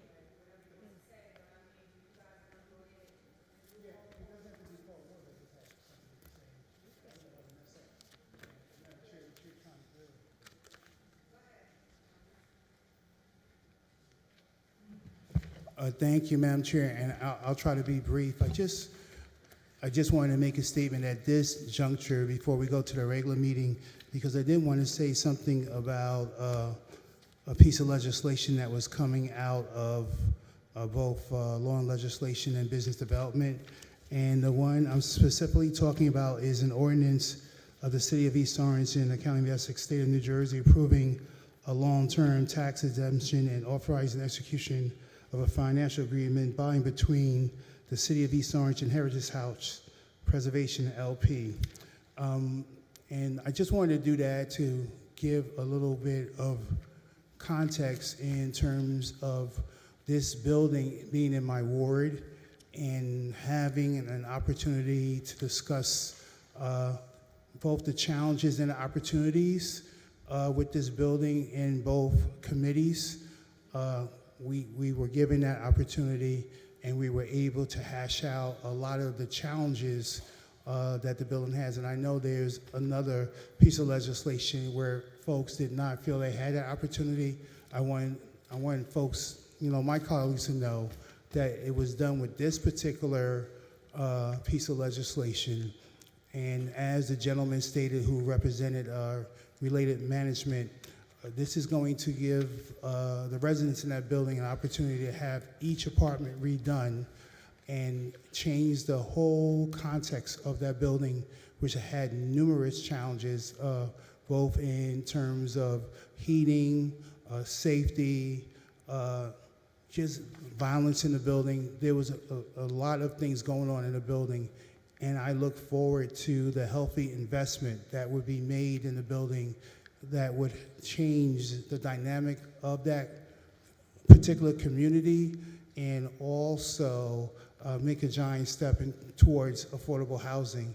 So I just wanted to share that with folks before we go into the next meeting, and thank you for your patience.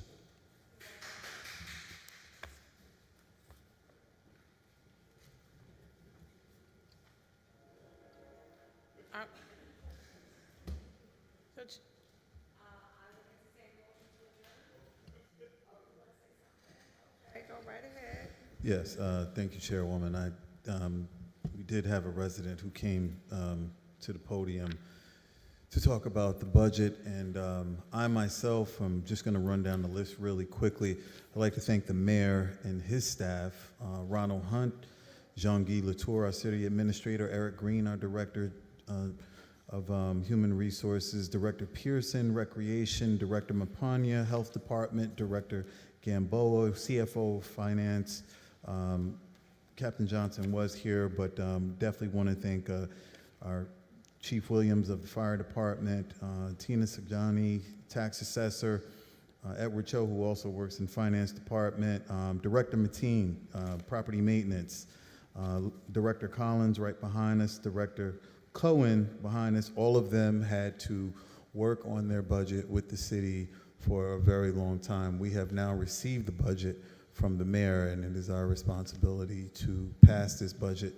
And there were some painstaking changes made there, and the directors had to go through their budgets. So I would like to acknowledge that.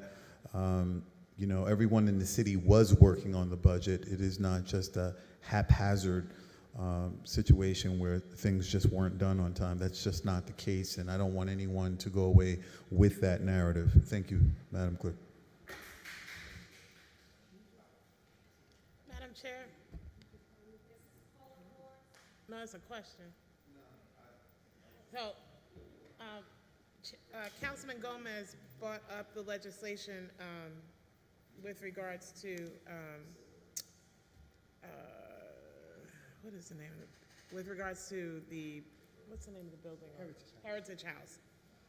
I just wondered if there were any provisions in that legislation that ensure violations will be addressed? Yes. And are there any provisions in the violation that ensure that, In the legislation. in the legislation that's being proffered, that we receive information if the ownership changes hands? So this. Yeah. Councilwoman, I'm going to suggest that you take a look at what you have in your packet. I did. I didn't see Okay. that. I just want to make sure We can- that we were protecting ourselves with regards to those two issues. Now, he did say Do yes you to the guys want to first. go into executive session? I hate to say it, but, It's an easy answer. well, I don't want you to answer for the developers. So what I would like to do is to adjourn this meeting. Okay. And we, okay. All in favor?